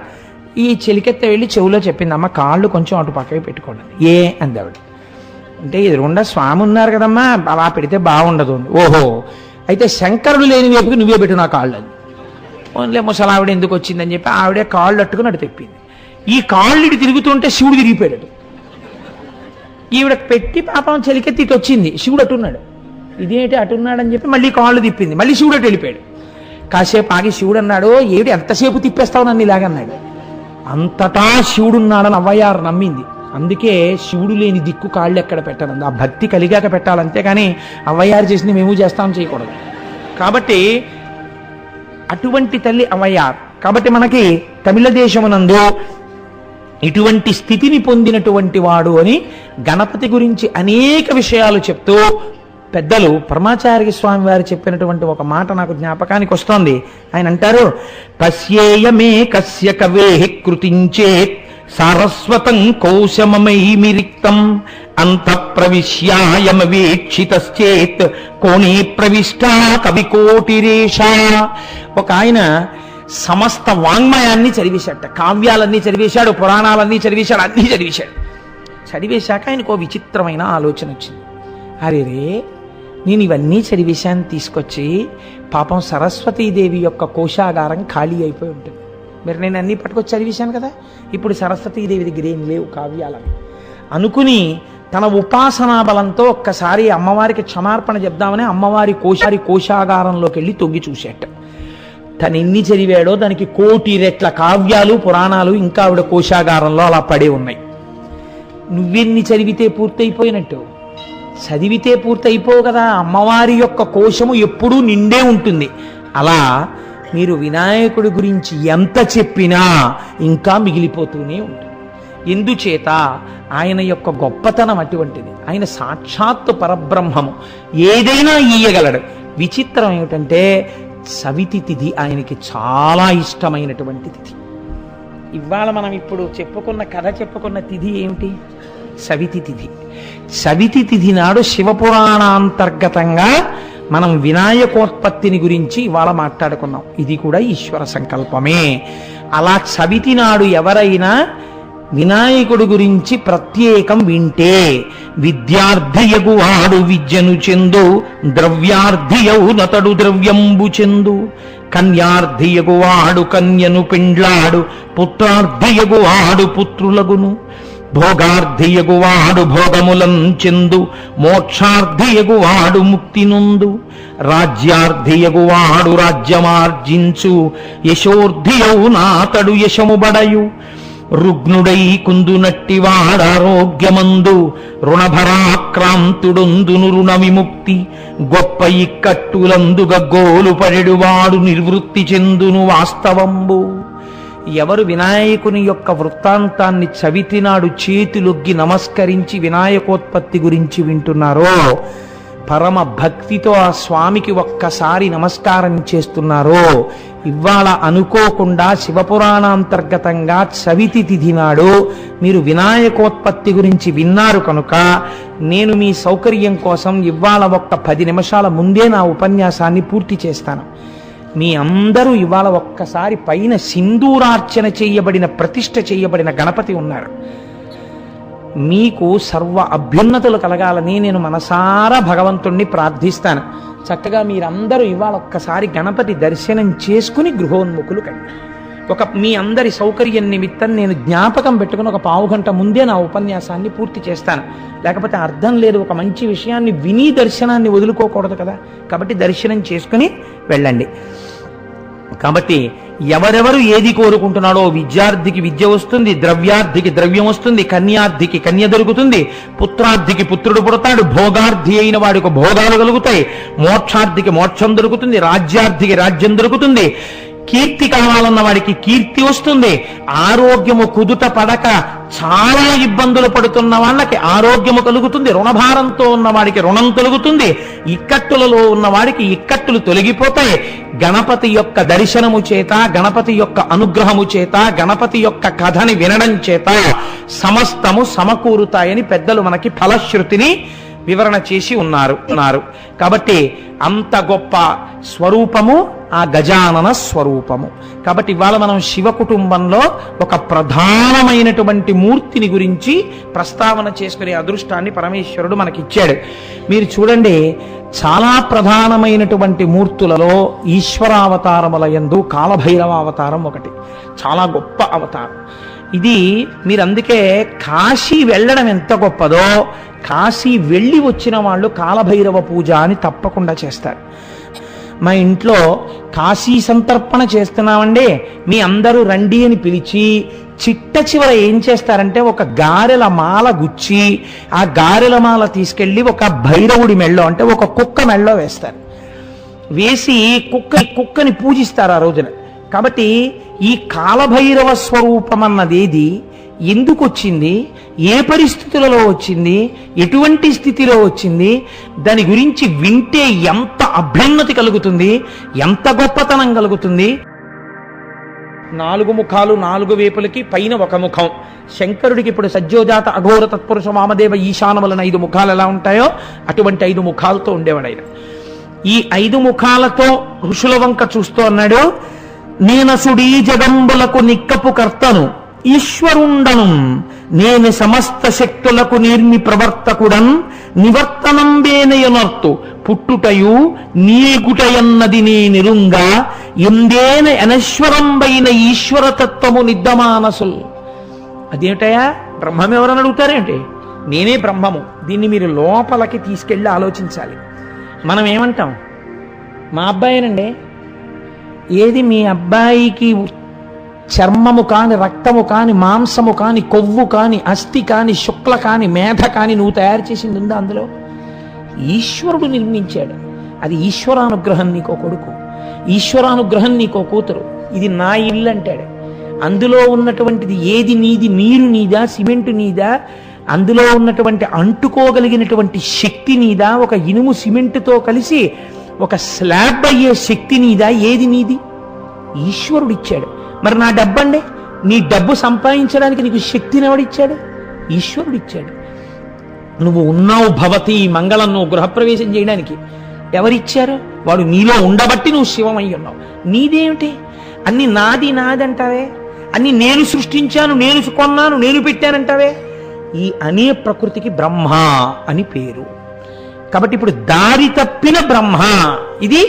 అన్నీ నే చేస్తున్నానంటోంది. పై బ్రహ్మగారి గురించి అనకండి, లోపల బ్రహ్మగారి గురించి విచారణ చేయండి. మీకోసం వస్తుంది కథ. ఇప్పుడు ఏమైంది, వాళ్ళ ముగ్గురిని పెట్టి మీకు కథ నేర్పుతున్నారు. ఇప్పుడు బ్రహ్మగారు అన్నారు, నేనే ఈ లోకాలన్నింటినీ సృష్టించింది, నేనే నిక్కపు కర్తని, నేనే ఈ సమస్త లోకాలని ప్రవర్తింపచేసిన వాణ్ణి, నేనే వీటిని సంహారం చేసేవాణ్ణి, నేను ఎప్పుడైనా చచ్చిపోయినా, నేను ఎప్పుడు బతికే ఉంటాను. కాబట్టి నాకన్నా బ్రహ్మం ఎవరు? నేనే బ్రహ్మం. ఎవడికి వాడు ఏమంటాడు? ఇది నాదండి, అది నాదండి, ఇగో ఇదంతా ఈ సైట్లన్నీ నావండి. ఏమయ్యా ఎప్పుడు నీవుగా ఉండిపోతా? ఎందుకు ఉండిపోవండి? వాడంటే తెలివి తక్కువ చచ్చిపోయాడు కానీ నేను చచ్చిపోతానండి, నేను ఇలాగే ఉంటాను, అవన్నీ నావే అంటాడు. ఎవడైనా నేను చచ్చిపోతానండి, అదేంటి ఇవన్నీ నాకు ఉంటాయంటే నేను వెళ్ళిపోతాను, నేను అశాశ్వతం అండి, ఈ శరీరం ఉంటుందా అంటాడేంటి? అలా అంటే వాడు ఇవన్నీ నావన్నీ అండో మహాజ్ఞానం అయిపోతారు అసలు. కాబట్టి ఇప్పుడు ఇవన్నీ నావే, నాకు చావు ఎక్కడుంది అన్నాడు ఆయన. అంటే చిత్రం ఏంటంటే పక్కనున్న శ్రీ మహావిష్ణువు అన్నారు, పొడి పొడి ఈ జగంబులను పుట్టక చేసి తీయను కాదే ఈశ్వరుడను యజ్ఞపూరుషుడా సర్వము నిలెడువాడ నేనే నిబ్బరముగ తత్వమావయము పన్నుగ ఇందరిలోన ఇట్లు పెద్దరికము చూపబోకు ఇక తప్పులు పల్కకు నీరజోద్భవ. స్థితికారుడని ఉన్నది ఉన్నట్టు నిలబెట్టడం అదొక లక్షణం. ఇప్పుడు ఆయన అన్నారు, అదేమిట్రోయ్ నా అంత వాణ్ణి నేనంటున్నావు, అసలు నువ్వు పుట్టింది నా నాభికమలంలోంచి కదా, నేనంటూ ఉంటే కదా నువ్వంటూ వాడు పుట్టుకొచ్చావు. కాబట్టి అసలు నీ అస్తిత్వం నా వల్ల ఉంది. 2, యజ్ఞపురుషుణ్ణి నేను. నువ్వు చెప్పిన 4 ముఖాలతో చెప్పిన వేదంలోంచి యజ్ఞంలో ఎవరిని ఆరాధిస్తారు? నన్ను ఆరాధిస్తారు. కాబట్టి నేను యజ్ఞపురుషుణ్ణి, అన్నీ ఏలేవాణ్ణి నేను. నిబ్బరంగా తత్వం ఆలోచించు. ఇదేమిటి నీ అంతవాణ్ణి నువ్వు అంటున్నావు? నువ్వు కాదు, నేను బ్రహ్మం అన్నారు ఆయన. ఇద్దరికీ ఈ విషయంలో జగడం వచ్చింది. నిజంగా వాళ్ళకి కాదు జగడం, అన్నీ నేనే సృష్టించాను, ఇవన్నీ నా వల్లే ఉన్నాయి. ఇదొక చిత్రం. ఆ లోకం ఎలా ఉంటుందంటే, నేను ఒకసారి ఒకరింటికి వెళ్ళి చాలా ఆశ్చర్యపోయాను. ఆ ఇంట్లో భర్త గారు బాత్రూమ్ దగ్గర కూర్చుని ఉన్నాడు. నేను వెళ్ళేటప్పటికి, రండి అన్నయ్య గారు, రెండు రెండు రెండు రెండు అంది ఆవిడ. అంటే వెళ్ళి, అమ్మ ఏడి మా స్నేహితుడు ఏడి అమ్మ అంటే, ఆయన్ని పొద్దున్నుంచి బాత్రూమ్ దగ్గర కూర్చోబెట్టామండి అంది. ఏమమ్మా ఏమైంది, ఎందుకు బాత్రూమ్ దగ్గర అన్న. నాకు మీకు తెలుసు కదా అన్నయ్య గారు, నాకు ఇంటీరియర్ డెకరేషన్ అన్నా ఇల్లు మెయింటెనెన్స్ అన్నా ప్రాణం అండి. ఆయనకి పొద్దుటి నుంచి వాంతులు, గబుక్కుని ఇక్కడ పడుకున్నారనుకోండి, వాంతి ఆపుకోలేకపోతే ఇల్లు పాడైపోతున్నాను, ఆ బాత్రూమ్ దగ్గరే కూర్చోబెట్టాను తగ్గే వరకు. సో ఏమైంది, కట్టినవాడు ఎవడో వాడికన్నా దిక్కుమాలిన మెయింటెనెన్స్ ఎక్కువైపోయింది. కాబట్టి ఇదంతా నేను నిర్వహిస్తున్నాను, ఇదంతా నాది అని అదొక వెర్రి. కాబట్టి వాడు అయ్యయ్యో సమయం అంతా అయిపోతోంది, నేను భగవన్నామని చెప్పట్లేదు, నేను కథ విన్నది లేదు, నేను పూజ చేసింది లేదు, నేను గుడికి వెళ్ళింది లేదు, నేను ప్రదక్షిణం చేయలేదని ఏడవడు. వాడి ఏడుపంతా దేనికంటే 5 ఏళ్ళో 6 ఏళ్ళో అయిపోయిన ఇల్లుకి ఎక్కడో పెచ్చు విరిగిందని ఏడుస్తుంటాడు. లేకపోతే రోడ్డు కొంచెం ఎత్తయిందని ఇప్పుడు ఈ ఇంటిని ఇంకొంచెం ఎత్తి ఎలా చేసేయడం అని ఏదో ఈ ఇంటి గురించి ఆలోచిస్తుంటాడు. లేకపోతే చెట్లు ఇంట్లో ఉంటే ఆకులు రాలవండి, ఇలా కూర్చుని కాసేపు విష్ణు సహస్రం చదవడు. కానీ నేను ఇవన్నీ చూసినవి చెప్తున్నాను మహాప్రభో, నేనేం అబద్ధాలు చెప్పట్లేదు. ఓ ఇనప ఓట్స్ ఒకటి చేయించుకుని దానికి ఇలా ఓ పైన పట్టుకోవడానికి ఒక హ్యాండిల్ లాంటి చేయించుకుని ఒక ఆయన అదే పనిగా కుక్క తిరిగినట్టు తిరుగుతుండేవాడు ఇంటి చుట్టూ. ఎందుకండి అంటే అలా ఇంటి చుట్టూ తిరిగి రావడం. మళ్ళీ ఆయనకు అనుమానం, మందార చెట్టు దగ్గర ఆకులు రాలేయేమో అని. మళ్ళీ వెళ్ళి ఆకు రాలిందనుకోండి, వెంటనే దాన్ని పొడవడం. అంటే ఇడు ఓంగి తీలేడు, ఒళ్ళు ఓపిక అయిపోయింది, అందులో దాన్ని పొడుస్తాడు. పొడిస్తే అది దానికి గుచ్చుకుంటుంది, దాన్ని అలా ఎత్తి మళ్ళీ నడుస్తుంటాడు. మళ్ళీ ఇలా దాన్ని పైకెత్త ఆకులు వెనక్కి లాగుతాడు, మళ్ళీ వెళ్తుంటాడు. ఇలా ఎప్పటి వరకు తిరుగుతాడు? సాయంకాలం వరకు తిరుగుతాడు. లోకం ఎంత చిత్రంగా ఉంటుందో తెలుసా అండి. మనకు పురాణంలో కథ చెప్తే మనం ముక్కును వేలేసుకుంటాం. నేను ఒక చోట ఉండేవాడిని. నేనున్న చోటుకి ఎదురున ఓ ఇల్లు ఉండేది. ఆ ఇంట్లో పెద్ద చెట్టు ఉండేది. ఆ చెట్టు నీడనిచ్చేది. ఆ నీడ కింద ఒకసారి ఒక ఆయన కారు పెట్టారు. మా దొరగారికి తెలిసి ఈ విషయం. కారు పెడితే ఆయన అన్నాడు, ఇది మా ఇంట్లో చెట్టు నీడ, మీ కారు పెట్టడానికి వీల్లేదు, మీకోసం వచ్చిన వాళ్ళ కారు తీసేయమని. అయ్యో బాబాయ్, నేను తెల్లబోయాను. వాళ్ళ ఇంట్లో చెట్టు నీడలో ఎవరి కోసం వచ్చిన కారు పెట్టకూడదన్నాడు. అంటే పోయి ఏమన్నా జగడం ఉందా అంటే ఏం లేదు. అంటే నాది నాది నాది అన్న భావన అలా ఉంటుంది. ఎండలో నించున్న ఆ చెట్టుకు లేదు ఈ భావన, ఈ నీడ నాదే. అది ఎవరైనా నించుంటారని ఇచ్చింది.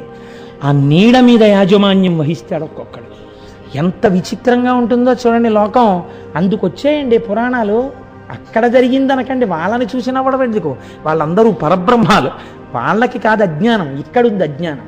కాబట్టి ఇప్పుడు ఆయన చూసి, నేనురా బ్రహ్మాన్ని, నువ్వు బ్రహ్మ అంటా ఏమిట్రా, పెద్దల ముందులా మాట్లాడకూడదు అన్నారు. అంటే సృష్టికి స్థితికి వచ్చింది దెబ్బలాట. వీళ్ళిద్దరూ ఇలా దెబ్బలాడుకుంటుంటే మధ్యలో ఎవరో చెప్పేవాళ్ళు ఉండాలి కదండి. ఇప్పుడు మీ ఇద్దరు చేస్తున్నది అమాయకత్వం రా, వేరొకడు ఉన్నాడు రా, అసలు రక్షించేవాడన్నవాడు ఉండాలి. రూపాయి కనపడేటప్పటికి పరిస్థితి మారిపోతుందండి. రామకృష్ణ పరమహంస ఎంత అందమైన మాట చెప్పేవారంటే, రాజావారి పట్టపుటేనుగు వెళ్ళిపోతుంది. వెళ్ళిపోతుంటే ఒక కప్ప, ఓ దిక్కుమాల కప్ప ఆ కిందున్న కన్నంలోంచి బయటికి వచ్చేస్తున్న ఏనుగు అడ్డంగా నిలబడి ఇలా కాలెత్తి, ఇంతోటి కప్ప కాలు ఎంత ఉంటుందండి, ఇంత ఉంటుంది, కాలెత్తి ఏనుక్కి చూపించి, ఇటు వస్తామే పో పక్కకి అంతే. అంటే వాళ్ళు తెల్లబోయి, ఈ కప్ప ఏమిటి, ఏనుగు వంక చూడడం ఏమిటి, ఏనుగుని దెబ్బలాడడం ఏమిటని పరమహంసని అడిగారు. కప్ప ఏనుగుని దెబ్బలాడుతోంది ఏమిటండి నేను అంటే, ఆయన అన్నారు, చిల్లు జేబున్నవాడు ఒకడు ఇలా వెళ్ళిపోతున్నప్పుడు పావలా కాసు జారి దాని గూట్లో పడింది. ఆ పావలా దొరికినప్పటి నుంచి కప్పకింత అహంకారం వచ్చింది, అది ఏనుగు మీద కాలెత్తి. లోకం అలా ఉంటుంది. ఎంత గొప్ప వచ్చిందో చూడండి. పరమహంస మాటలు మీరు వింటే అండి, రామకృష్ణ పరమహంస జీవితం చాలా ఆశ్చర్యంగా ఉంటుంది. ఆయన ఒకసారి గంగానది పడవ మీద దాటుతుంటే అవతల పడవ మీద ఒక ఆయన కూర్చునుంటే పరమహంస తన శిష్యుడితో కలిసి దిగుతూ పడవ అన్నారు, ఇప్పుడు చూడు ఆ పడవ మీద కూర్చున్నటువంటి వ్యక్తి నా దగ్గరికి వచ్చి, ఓ ఠాకూర్ ఎలా ఉన్నావు అని అడుగుతాడు చూడన్నారు. ఈయన 4 అడుగులు వేసేటప్పటికి ఆ వ్యక్తి వచ్చి షేక్ హ్యాండ్ ఇవ్వబోయే hello Thakur how are you, ఎలా ఉన్నావు, నువ్వు బాగున్నావా అన్నాడు. బాగున్నానండి మీ దయ వల్ల అని పరమహంస వెళ్ళిపోయారు. మీరు ఈ విషయం ఎలా చెప్పగలిగారు అని అడిగాను నేను. నీకు జ్ఞాపకం లేదా, ఇతను అస్తమానం మనం ఉన్న ప్రాంగణం దగ్గరికి వచ్చి సాష్టాంగ నమస్కారాలు చేసి నాకు ఈ దరిద్రం పోయేటటువంటి స్థితిని చూడండి అని నమస్కారాలు చేసేవాడే, వీడికి లాటరీ తగిలి కొంత ఐశ్వర్యం వచ్చింది కాబట్టి ఇప్పుడు వాడు నన్ను నమస్కారం చేయడం మానేశాడు. వాడు నాకు షేక్ హ్యాండ్ ఇచ్చి hello Thakur how are you అంటాడు.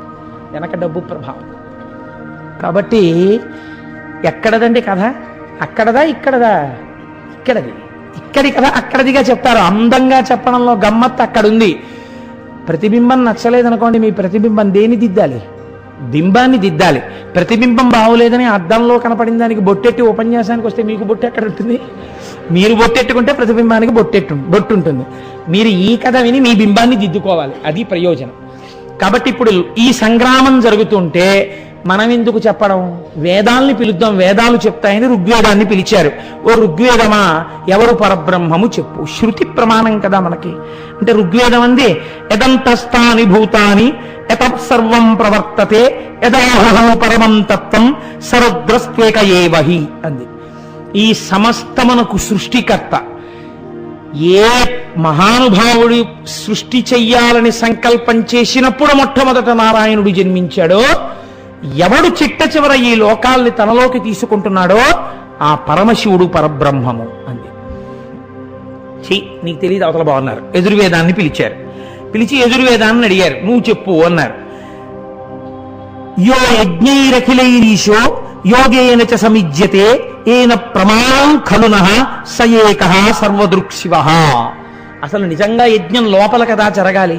ఇక్కడ జరిగేటటువంటి యజ్ఞంలో దేవతాశక్తులనేటటువంటివి ఆ భగవత్ సంబంధమైనవి. ఆసురీ శక్తులు కామక్రోధ లోభ మదమోహ మాత్సర్యములు, ఇవి పోయి ఈశ్వరీ శక్తులు రావడానికి జ్ఞానము మహేశ్వరుడిస్తాడు. కాబట్టి ఆ యజ్ఞమునందు జ్ఞానయజ్ఞమునందు ఆరాధింపబడుతున్నవాడు కనుక పరమశివుడే పరబ్రహ్మము అని యజుర్వేదం చెప్పింది. సామవేదాన్ని పిలిచి అడిగారు. సామవేదం అంది ఏనేదం భ్రమ్యతే విశ్వం యోగిభిర్యో విచింత్యతే యద్భాసాభసతే విశ్వం స ఏకస్త్రయంబకః పరః అంది. 3 కన్నులున్నవాడు ఎవరున్నాడో, ఎవడు ఈ లోకాన్నంతటినీ తిప్పుతున్నాడో, ఈ తిప్పుతున్నవాణ్ణి ఏ యోగులు ఉపాసన చేస్తున్నారో, ఏ యోగులకి ఉపాసన చేత జ్ఞానమునందు తెలియబడుతున్నాడో, ఎవడు అలా తనలో తాను రమిస్తుంటాడో అటువంటి శివుడు పరబ్రహ్మము అని సామవేదం చెప్పింది. అధర్వణ వేదాన్ని పిలిచారు. అధర్వణ వేదం అంది యం ప్రపశ్యంతి దేవేశం భక్త్యనుగ్రహిరా జనాః తమాహురేకం కైవల్యం శంకరం దుఃఖతత్పరం. ఏ మహానుభావుణ్ణి భక్తులందరూ సంసార సముద్రమును దాటి దుఃఖమును పోగొట్టుకునే ఆనందాన్ని తెలుసుకోవడానికి ఉపాసన చేస్తున్నారో అటువంటి పరమశివుడు పరబ్రహ్మము అని చెప్పింది. అంటే మనం కాదురా సృష్టి చేసింది, మనం కాదురా నిలబెట్టింది, వేరొకడున్నాడు అని తెలుసుకోమని శాస్త్ర ప్రమాణం. 4 వేదాలు ఇదే చెప్తున్నాయి. ఈ జ్ఞానాన్ని పొందమని వేదాలన్నీ చెప్తున్నాయి. వాళ్ళకి ఈ మాట నచ్చలేదు. ఇప్పుడు ప్రణవాన్ని పిలిచారు, ఓంకారాన్ని. ప్రణవం పిలిస్తే ప్రణవం అంది ఎవడు నిరంతరము శక్తి స్వరూపంతో క్రీడిస్తుంటాడో, శక్తి ఆయనను విడిచిపెట్టి ఉండదో, శక్తీశ్వరులై వారున్నారో, అందుకే యనమదురులో ఉన్న ఆలయానికి శక్తీశ్వర దేవస్థానం అని పేరు. అటువంటి శక్తీశ్వరుడై శక్తి ఆయనతో ఆయన శక్తితో విడివడకుండా కలిసి ఉంటారో అటువంటి వాగర్ధావివ సంప్రక్తమైనటువంటి ఆ పార్వతీ పరమేశ్వరులు ఉన్నారే, పార్వతి వామార్థ భాగమనందున్న శంకరుడే పరబ్రహ్మము అని ప్రణవం చెప్పింది. ప్రణవం చెబితే వాళ్ళు అంగీకరించలేదు. అంగీకరించక మీ అందరూ దోషభూయిష్టమైన వాక్కులే మాట్లాడారు అన్నారు. అంటే మనం ఏమంటాం? కాదురా అబ్బాయి, వేదం వేరే చెప్తోంది, మన ప్రజ్ఞ కాదురా ఇదంతా. పరమేశ్వరుడన్నవాడొకడున్నాడు. పరమేశ్వరుడన్నవాడొకడున్నాడనడానికి మీకు ఒక్క ప్రమాణం చాలండి. ఈశ్వరుడన్నవాడు లేడు లేడు నేను బలవంతంగా కళ్ళు మూసుకుంటానన్నవాడిని తెరిపించే ప్రయత్నం చెయ్యక్కర్లేదు. ఈశ్వరుడు ఉన్నాడా లేడా మీకు ఒక్కటే ఉదాహరణ. మీరు ఒక గాలిబుడగని తీసుకొచ్చి ఒక చిన్న సూదితో, గుండు సూదితో ఇలా అనండి, ఇంత చిన్న రంధ్రంలోంచి మొత్తం లోపలున్న గాలి బయటికి వెళ్ళిపోయే ప్రయత్నంలో ఫట్ అని పేలిపోతుంది. ఈ శరీరంలో ప్రాణ అపాన వ్యాన ఉదాన సమాన నాగ కూర్మ కృకర ధనంజయ దేవదత్తములన్న 10 వాయువులు తిరుగుతున్నాయి.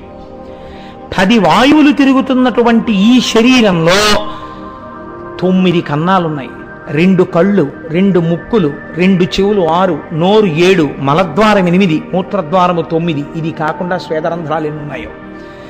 ఇన్ని రంధ్రాలున్న శరీరంలో ఈ వాయువులు ఈశ్వరానుగ్రహం వరకు, ఈశ్వర శాసనం అయ్యే వరకు లోపలికి వెళ్ళి బయటికొచ్చి, లోపలికెళ్ళి బయటికొచ్చి జరుగుతుండవలసిందే. ఆయన శాసనం అయిపోతే ఇంకొక ఊపిరి నీవు తీయలేవు. ఆక్సిజన్నే పట్టుకొచ్చి పెట్టినా వాడు ఉండడు, వెళ్ళిపోయాడు. ఇన్నాళ్ళు ఊపిరి నువ్వు పీల్చుంటే చచ్చిపోయిన వాళ్ళు చేత కాక ఊపిరి తీయడం మానేశారా? ఊపిరి ఆపగలిగిన శక్తి ఒకటి ఉన్నది, అది నువ్వు నిద్రపోయినప్పుడు కూడా ఊపిరి తీయించుచున్నది. ఆ ఊపిరి తీస్తున్నది ఎవడో నువ్వు ఆలోచించు, వాడు ఈశ్వరుడు. కాబట్టి ఏమిటి మాట్లాడతావు? ఏమిటి సృష్టి, ఏమిటి స్థితి, ఏమిటి? పరబ్రహ్మం ఒకటి ఉంది. ఇది వేదాలు చెప్తున్నది. దాన్ని ఉపాసన చెయ్యి, నాంత వాణ్ణి నేనని ఇలా అనకు. ఈ మాటలు రుచించకపోతే ఇప్పుడు వాణ్ణి ఏమి చెయ్యవలసి ఉంటుంది? దండించవలసి ఉంటుంది. ఈశ్వరుడు కృతజ్ఞుడై ప్రవర్తిస్తున్నాడు కనుక 1 జన్మ యందు, 2 జన్మల యందు, 10 జన్మల యందు, 100 జన్మల యందు, 1000 జన్మల యందు చూస్తాడు. ఎప్పటికీ బుద్ధి మారకపోతే, ఎప్పటికీ నాంతవాణ్ణి నేనంటే, ఈశ్వరుడు ఒక మార్గంలో వాడికి బుద్ధి చెప్పవలసిన అవసరం ఏర్పడుతుంది. కాబట్టి ఇప్పుడు ఈశ్వరుడు ఏం చేశాడు అంటే, అంతటా నిండి నిబిడీకృతమైపోయినది కదండి పరబ్రహ్మం అంటే. అది మాంసనేత్రం మనకు కనపడదు. మాంసనేత్రం ఈ జగడం ఆడుకుంటూ నా అంతవాణ్ణి నేను అంటున్న వాళ్ళు ఎవరున్నారో వాళ్ళ కన్ను ముందు ధమ్మని చూసేటట్టుగా రావాలి. రావాలంటే ఎలా రావాలి? ముందు జ్యోతి రూపంలో దిగిపోవాలి కిందకి. ఎప్పుడైతే ఒక జ్యోతి రూపం కిందకి దిగిందో కన్ను వెంటనే జ్యోతి స్వరూపం వంక చూస్తుంది. ఇప్పుడు అంతా ఇలా ఉందండి, చీకటిగా లైట్లు వెలుగుతున్నాయండి. గబాల్న అక్కడ ఓపెన్ గ్రౌండ్ లో ఒక పెద్ద వెలుతురు రాసి దిగింది అనుకోండి, మీ అందరూ ఎటు తిరిగిపోతారు? ఇడు అంత వెలుతురని గబాలను తిరుగుతారు. అలా ముందు ఒక పెద్ద జ్యోతి స్తంభం దిగింది. ఈ జ్యోతి స్తంభంలోంచి ఇప్పుడు చూడండి ఎలా విడుతోందో పరబ్రహ్మం అంటే. అంతటా నిండినది జ్యోతిగా మారింది. జ్యోతి సాకారమైనది. సాకారమును చూసినప్పుడు వీళ్ళిద్దరిలో శ్రీ మహావిష్ణువు ఊరుకున్నారు. ఆయన ఏమనలేదు. నారాయణి నారాయణ కదండి, వెంటనే తెలుసుకుని ఆగింది. అది చతుర్ముఖ బ్రహ్మగారు రజోగుణ ప్రవృత్తి ఉన్నవాడు, అందుకే ఎరుపు రంగుతో సంకేతిస్తారు ఆయన. ఆయన అన్నారు, ఎవడురా నువ్వు ఇలా కనపడితే నేను భయపడిపోతాననుకున్నావా? నువ్వు నా 2 కనుబొమల మధ్యలోంచి పుట్టిన రుద్రుడవు, నన్ను స్తోత్రం చెయ్యి, నిన్ను ఊరుకుంటానన్నాడు. అంటే ఒకనాడు ఏ స్థితికి వెళ్ళిపోతారంటే, ఈశ్వరుడు ఎవడండి? వాడేవాడు మమ్మల్ని ఏం చేస్తాడు? ఇదిగో మేము వెడుతున్నాం, చెప్పులు ఎట్టి కొడతాం భగవంతుడి మూర్తిని, మమ్మల్ని ఏమైనా చేయమనండి. నేను ఇది ఉట్టినే అన్నాను అనుకుంటున్నారా? అలా చేసిన వారెవరో, భగవంతుడు లేడని బోర్డులు కట్టిన వారెవరో, అవి ఎక్కడున్నాయో నేను ఉపన్యాసంలో చెప్పడం ఎందుకో, నాతో మొన్న కంచి వచ్చిన వాళ్ళకి చూపించాను. ఉంటారు అటువంటి ధూర్తులు కూడా లోకంలో. కాబట్టి ఏమైంది? వాళ్ళు తర్వాత దాని స్థితిని అనుభవించి బాధపడ్డారు. ఉత్తర క్షణం వచ్చేయకపోవచ్చు దాని ఫలితం, కానీ వచ్చినప్పుడు బెంగ పెట్టుకుని కుమిలిపోతావు. కాబట్టి ఇప్పుడు ఏమైంది? ఈ మాటలు ఎప్పుడైతే విన్నాడో వీడికి ఇంకా బుద్ధి రాలేదు. కాబట్టి ఇప్పుడు దండించాలి. దండించడానికి ఇప్పుడు అది రూపాన్ని మార్చింది, ఘోర రూపాన్ని పొందింది. ఈ క్రమాన్ని చాలా గొప్పగా చూపించారండి మనకి. ఇది కాలభైరవ తత్వము అన్నారు. ఇది నిర్గుణంలో మొదలవుతుంది. అంతటా ఉన్నది మీకు కనపడదు, నిర్గుణంగా ఉంటుంది. అది గుణాన్ని పొందుతుంది, జ్యోతి అయింది, అక్కడతో ఆగలేదు. అది సాకారమైంది, అక్కడతో ఆగలేదు. దాన్ని ధిక్కరిస్తే ఇప్పుడు ఆ బ్రహ్మం ఏమైంది? ఆ బ్రహ్మాన్ని మీరు జాగ్రత్తగా అర్థం చేసుకుంటే, పార్వతీదేవి చెప్పింది, నువ్వే నాకు తాతవి, నువ్వే నాకు మామవి, నువ్వే నాకు కొడుకువి, ఇన్ని రూపాలు నువ్వు ఉంటావు, ఇన్ని రకాలుగా నీతో నాకు అనుబంధం ఉందండి. ఎందుకని బ్రహ్మము కాబట్టి అది అన్ని అనుబంధాలను పొందుతుంది. నువ్వు ధిక్కరించి ఏదో మాట్లాడితే దాని గురించి. కాబట్టి ఇప్పుడు ఏమైంది అంటే అది ఒక ఘోర రూపాన్ని పొందింది. దీన్నే చాలా అద్భుతమైన ప్రక్రియలో మనకి చూపిస్తారు.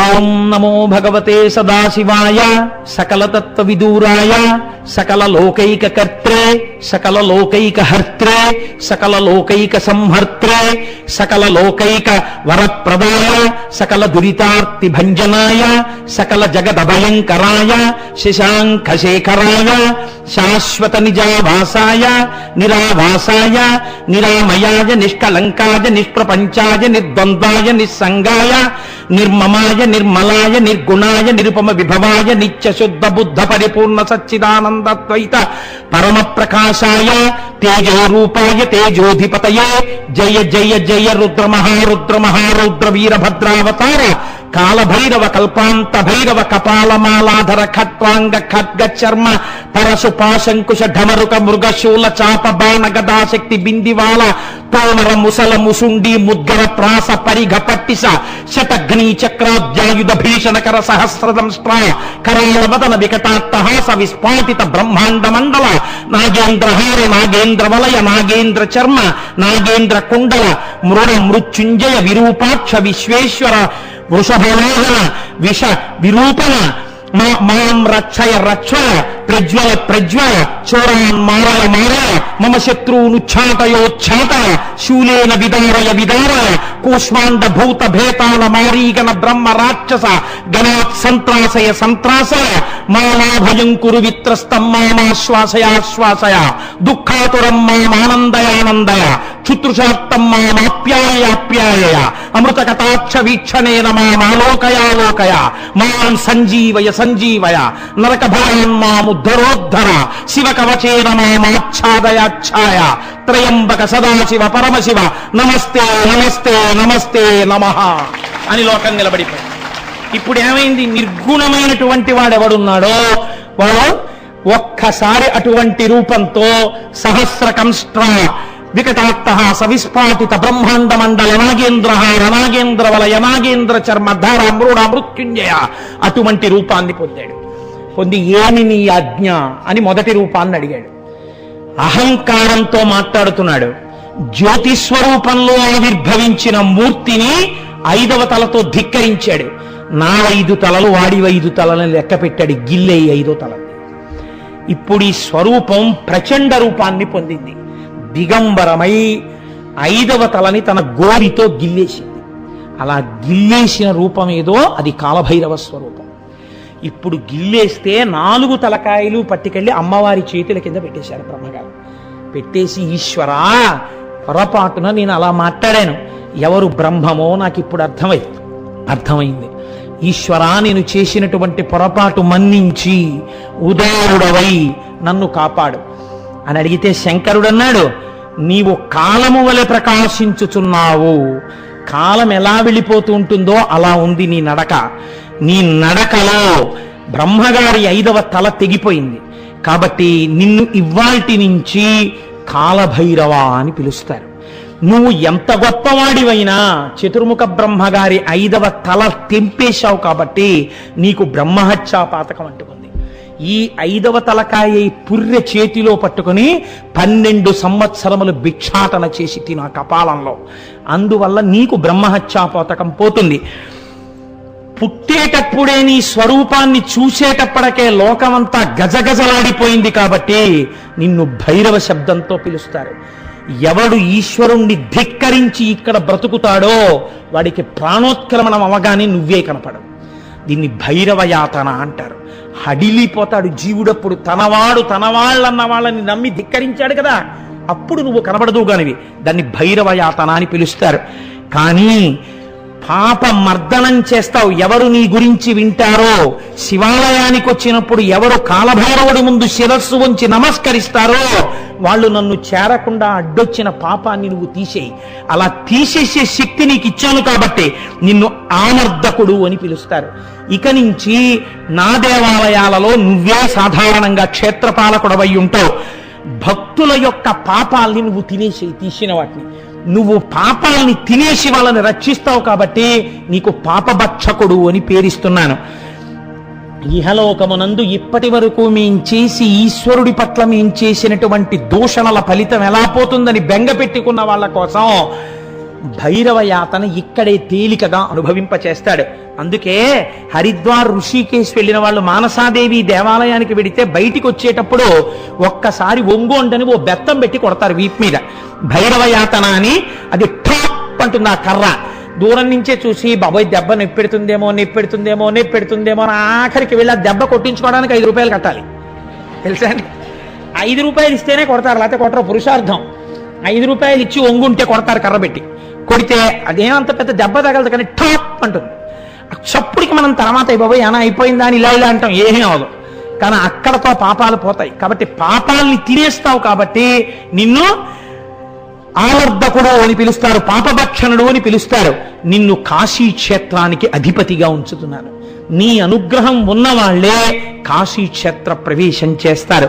అందుకే మనకి ఆ క్షేత్ర ప్రవేశం ఇచ్చిన క్షేత్రపాలకుడు కనుక, అయ్యా నాకు లోపలికి ప్రవేశింపచేసిన పాపాన్ని దగ్ధం చేశావయ్యా కాలభైరవ అని మహానుభావుడికి ఇక్కడికి రాగానే కాలభైరవ పూజ అని కాశీ నుంచి రాగానే కృతజ్ఞతాభావనతో చేసి, ఇన్నాళ్ళు చేసిన తప్పులు ఎలాగో చేశానో ఒక మంచి పని చేస్తానని అన్న సంతర్పణ చేస్తాడు. అందుకే కాశీ సంతర్పణ చేస్తున్నారండి అంటారు. కాశీ సంతర్పణకి పిలిస్తే తప్పకుండా వెళ్ళి ఆ కాశీ సంతర్పణలో ప్రసాదం తీసుకుని వస్తారు. మనం తిన్నాంగా మూర్తి గారు. కాబట్టి అటువంటి కాశీ సంతర్పణ నీ పేరు మీద చెయ్యబడుతూ ఉంటుంది అని ఆనాడు పరమేశ్వరుడు కాలభైరవుడికి ఇన్ని వరములను గుప్పించాడు. ఆ మూర్తియే ఇప్పటికీ మనకి ప్రతి దేవాలయంలో, ప్రతి శివాలయంలో ఆయన ఈశ్వరాజ్ఞని ఔదల దాల్చి వచ్చిన వాడు కనుక మహానుభావుడు కాలభైరవ స్వరూపంతో ఉంటాడు. భక్తుల పాలిట కొంగు బంగారం. ఎవడు ఈశ్వర ధిక్కారం చేస్తాడో వాడి పాలిట భైరవ దర్శనంగా కనపడతాడు, భయంకరంగా కనపడతాడు. మీరు చూడండి, ఎంత గొప్పవాడైనా కావచ్చు, అలా వెళ్ళిపోతున్నప్పుడు కుక్క పెద్దగా అరుస్తూ వచ్చి నోరు తెరిచి ఇలా పళ్ళు చూపించింది అనుకోండి, హడిలిపోతాడు. ఇదేంటో కుక్క కరిచేస్తుందో ఏమిటో అని చెప్పేసి. అసలు కుక్క పరిగెత్తుకొచ్చి ఇలా నోరు విప్పేటప్పటికే భయం. మార్నింగ్ వాక్ వెళ్ళే వాళ్ళు అందరూ హ్యాండ్ స్టిక్స్ ఎందుకు పట్టుకెళ్తారనుకుంటున్నారు? కుక్కల భయానికే. కాబట్టి అందుకే మనం స్వరూపమునందు అది రెండు చేస్తుంది. యజమానిని రక్షిస్తుంది, యజమానికి అప్రీతి చేసేవాడిని కరుస్తుంది. అలాగే శివుడి పట్ల మక్కువతో ఉన్నవాడైతే శివుడు ఏమంటాడు? మీరు ఆ ఇంటికి వెళ్ళారనుకోండి, కుక్క వస్తుంది అనుకోండి, చీనోర్మై కోటేశ్వరరావు వస్తాను, దాన్ని అలా పైన తీసుకెళ్ళి కట్టేయండి అంటాడు. కోటేశ్వరారే అరవకూడదు అంటాడు. అంటే దానికి ఏమర్థం అవుతుందోనండి, మీరు చాలా ఇళ్లలో చూడండి, యజమాని వచ్చి గబగబా మిమ్మల్ని పిలిచి మీకు నమస్కారం చేసి రండి అయ్యా మీరు ఇవాళ మా ఇంటికి వచ్చారని లోపలికి తీసుకెడుతున్నారు అనుకోండి, కుక్క వెంటనే తోకూపేస్తూ నడుము ఊగిపోయేటట్టుగా తోకూపేసి మీ దగ్గరికి వచ్చేస్తుంది.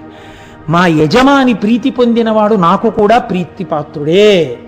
మరి ఇప్పుడు గేటు దగ్గర చూస్తే అరిచావు శత్రువు అని. అప్పట్లో నీకు నాకు ఏం ఫ్రెండ్షిప్? నేనేం బిస్కెట్ పెట్టానా, నువ్వు నేను చెలిమి చేశామా? అక్కర్లా, మా యజమాని నిన్ను పిలిచాడు, నేను పిలుస్తున్నాను. నువ్వు తప్పు తెలుసుకుని శివానుగ్రహం కోసం శివాలయంలోకి వస్తున్నావు, భైరవుడు తోకూపేస్తాడు. కాబట్టి ఏం చేస్తాడు? మీ పాలిట ప్రసన్నుడైపోతాడు.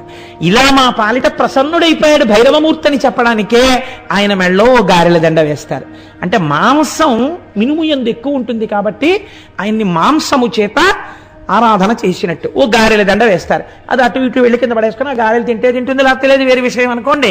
అందుచేత కాలభైరవ స్వరూపంగా కాలభైరవాష్టకం పతంతి ఏ మనోహరం జ్ఞానముక్తి సాధనం విచిత్ర పుణ్యవర్తనం శోకలోభ దైన్య మోహ కోపతాపనాశనం తే ప్రయాంతి కాలభైరవాంగ్రి సన్నిధిం ధ్రువం. మీరు కాలభైరవాష్టకం చదువుతుంటారు కదా. కాబట్టి ఆ కాలభైరవ స్వరూపం అంత గొప్పది. అందుకే మేము కాశీ వెళ్ళి కాలభైరవ దర్శనం చేసుకున్నాం, మాకేం బెంగలేదనిపించుకోవడానికి రక్ష కూడా కట్టుకుంటారు నల్లతాడు.